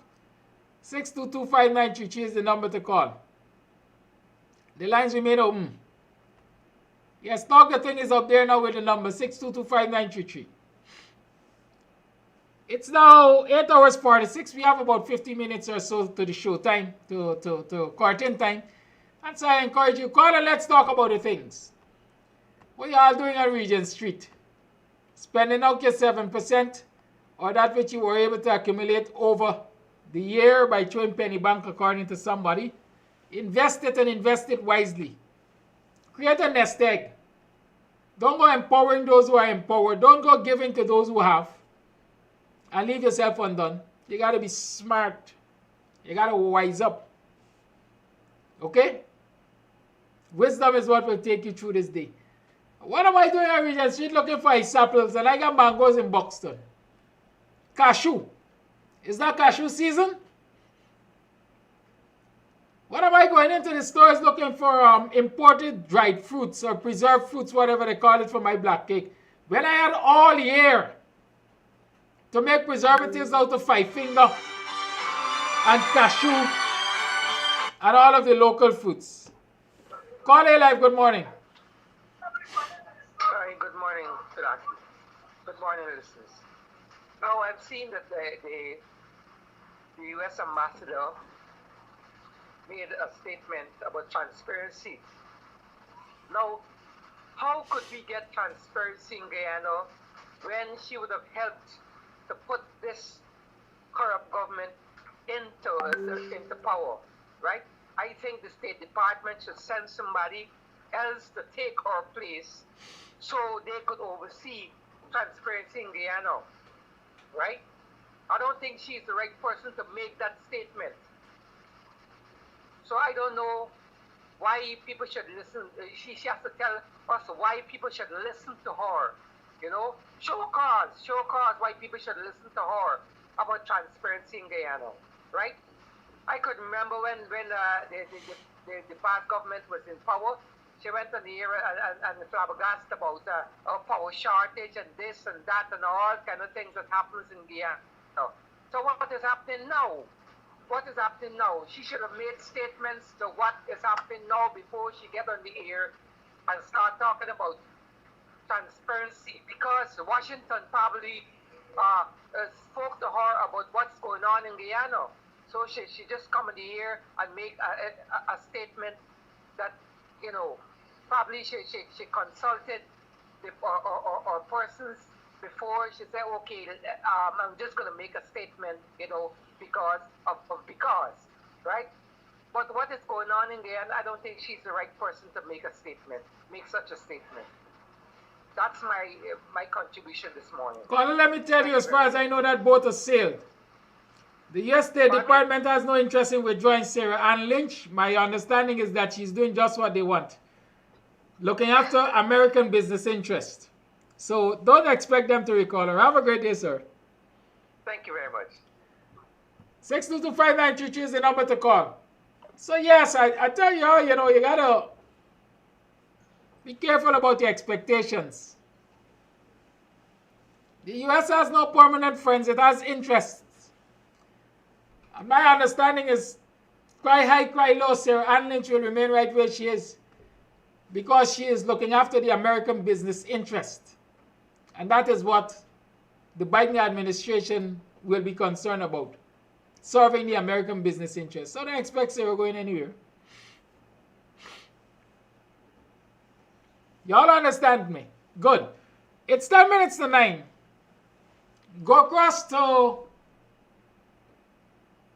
Bakewell Road there, outside of Republic Bank, and the Chef's Mobile is out there. Go and support them. Buy something from them today. Right? Support them because they support us. Remember, GT Wines is on Buxton Public Road, Church of God Road, Buxton, north to the seawall side. Right? And they got a lot of stock out there. Go down there and support GT Wine. GT Wine also has a branch at Gordon Street and Gordon and Alexander Street, Skitty. So you can go down there and support them. Look for the product in the Guyana store. And stop going on Regent Street and look for imported wines and so on that the enablers are bringing. Support your local communities, cottage industries. Good morning, Mr. Amsterdam. Let me make this very clear. My Guyanese African, I'm speaking about brothers and sisters, are not interested in anything serious. In my days in the public, I'm retired now and I'm thanking God that I didn't. In my days in the public servant, we would have taken the money, but when they don't give you the money, we would go out on the street there and we just spending the money where we know it making sense and buy the things that we need and not those things that we do not need. If we should take a pattern from the very Indians, we will be very, very, very, very, very well in a better position. Because people some people like poverty, some people like to be in poverty, some people like to know that they're in one position all the time, and this is the situation many African Guyanese find themselves in right now. They do not care, you understand? Because we could do a lot of things that the government will turn back on the knees and beg us. But you know what? We do not like ourselves. We do not like ourselves. That is why we are going to the tune of what the government is saying and doing the things what they want us to do. You understand? So, what else? If you don't like yourself, you can't like people. And if you don't help yourself, who could help you? Thank you. Voice notes. Good morning. Good morning. Good morning.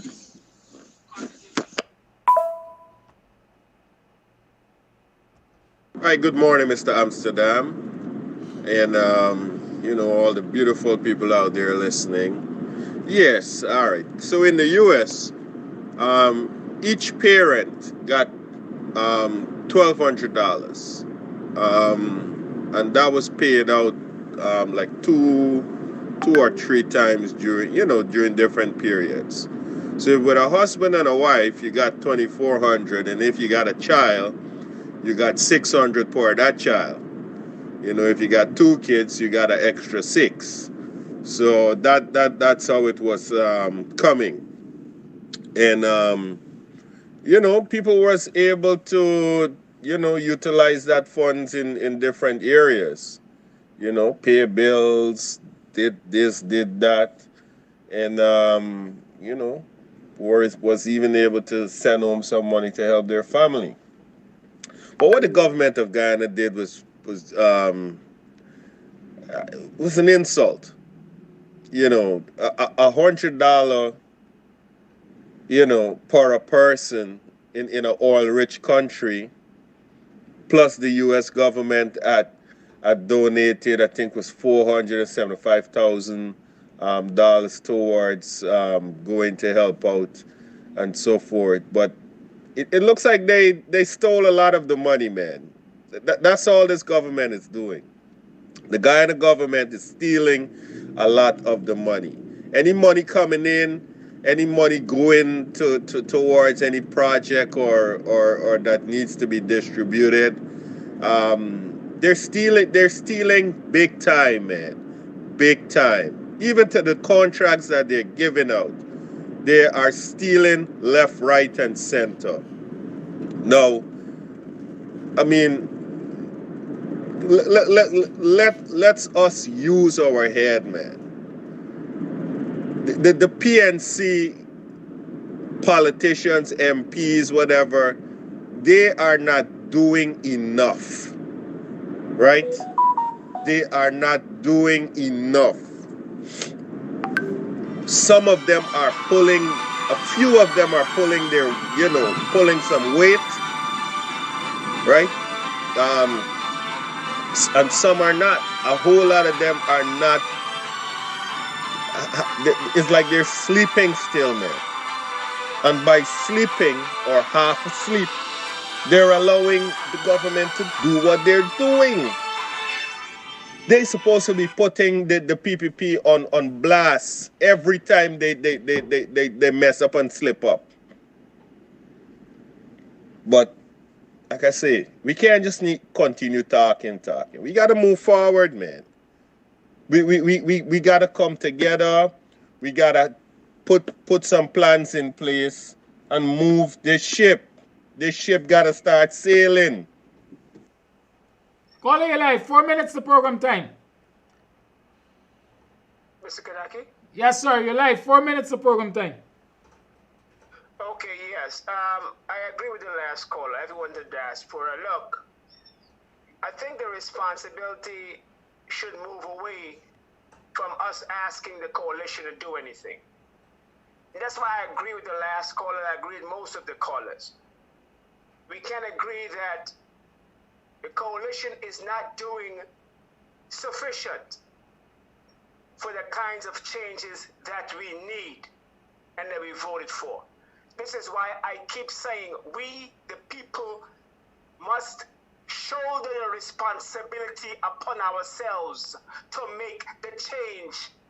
We've got cell phone, we've got Zoom, we've got internet. We need to organize a movement.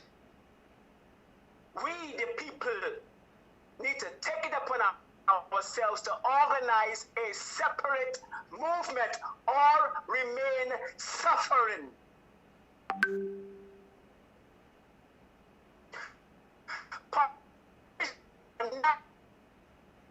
Release ourselves.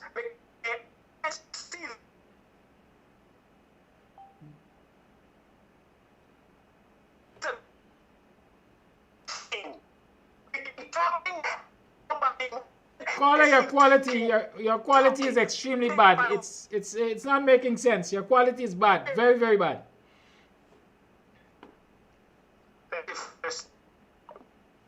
That caller, get the opportunity. You can send us a quick voice note. We got 2 minutes to program time. The quality of your call was deteriorated. Voice note. Good morning, Mr. Amsterdam. People like Zelina really gets me ticked off when they try to compare Guyana with the U.S.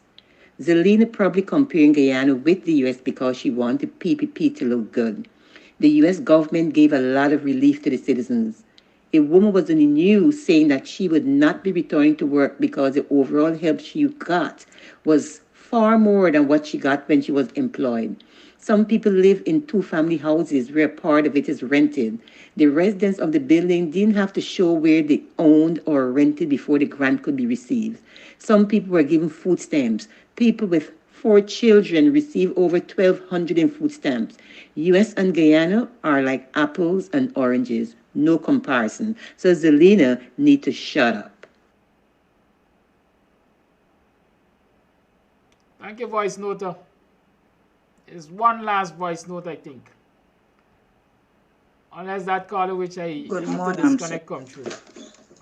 These children need help, and a lot of people can help children. A lot of people in Guyana know a lot of things, a lot of craft, a lot of things. Teach the youth them for independent. Teach. I just knit. I live in the USA. I just knit. A lot of things I knitting for come out and share out.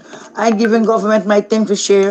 I rather for come for feed. If it's 1 million children, I feed all the children them.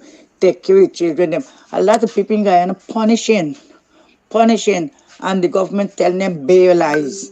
Look what is going on. Look what they're doing the youth stamp on the road. Look what the police doing. And mothers crying for their children. Oh guys, this come back like used to happen before. When Ranger been there, nobody may want Ranger. Now people glad for Mr. Ranger.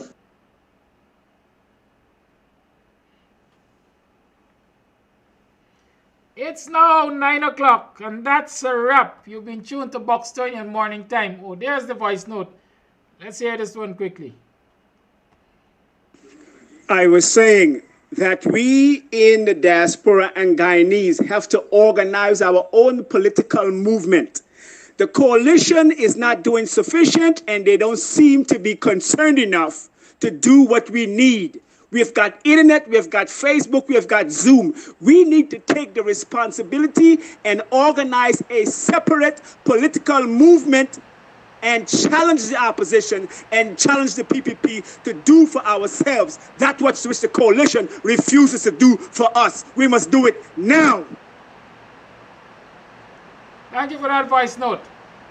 You've been tuned to the BUXTONIAN Morning Time. Let me leave you with this one.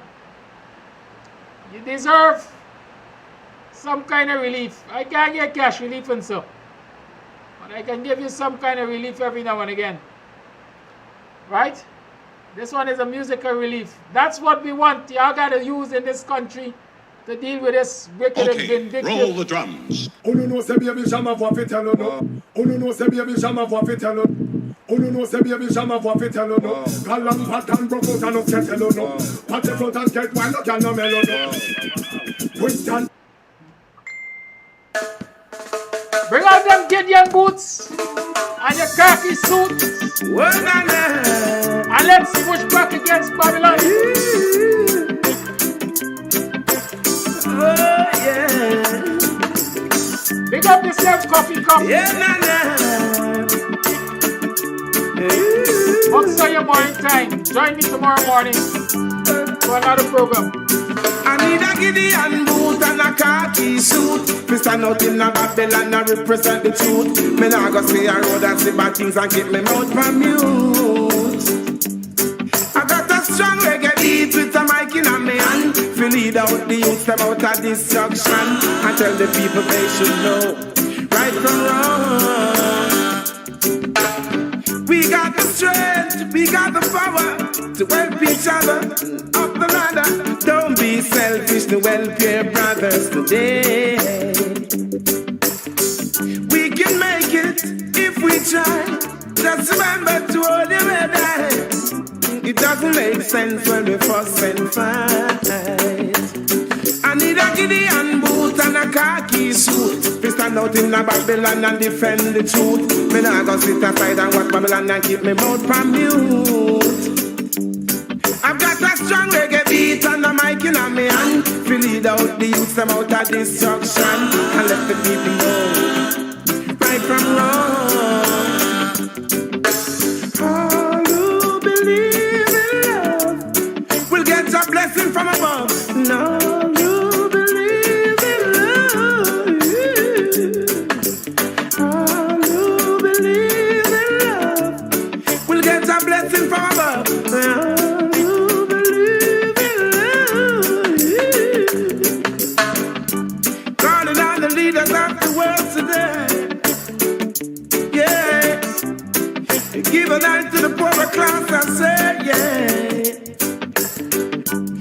Got to let the people know the right from the wrong.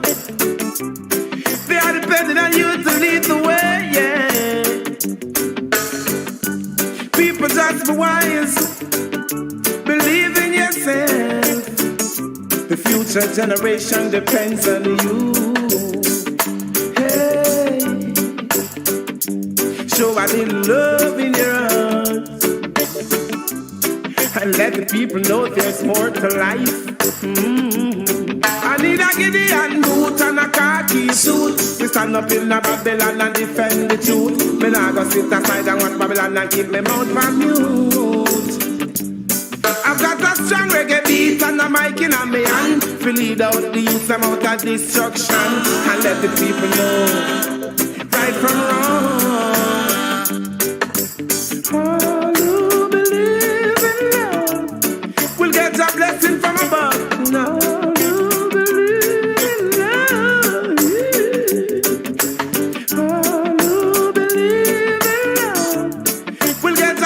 From above.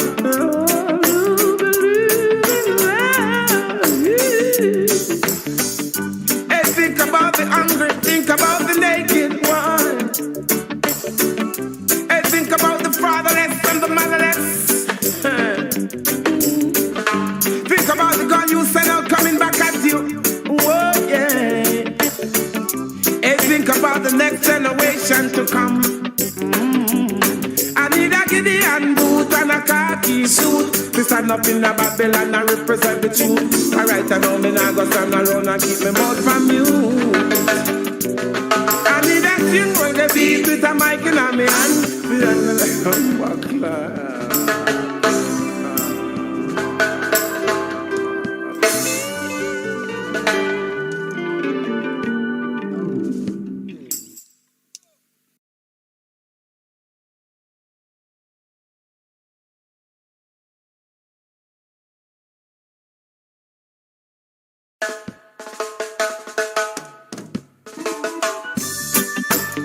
Whoa, na, na.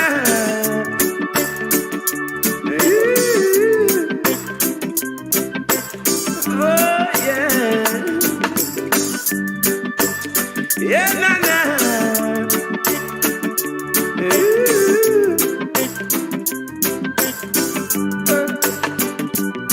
I need a Gideon boot and a khaki suit. We stand out in a Babylon and represent the truth. Me nah go stay a road and see bad things and keep me mouth from mute. I got a strong reggae beat with a mic in my hand to lead out the youth them out of destruction and tell the people they should know right from wrong. We got the strength, we got the power to help each other up the ladder. Don't be selfish to help your brothers today. We can make it if we try. Just remember to hold your head high. It doesn't make sense when we fuss and fight. I need a Gideon boot and a khaki suit. We stand out in a Babylon and defend the truth. Me nah go sit aside and watch Babylon and keep me mouth from mute. I've got a strong reggae beat and a mic in my hand to lead out the youth them out of destruction and let the people know right from wrong. All who believe in love will get a blessing from above. No, you believe in love. All who believe in love will get a blessing from above.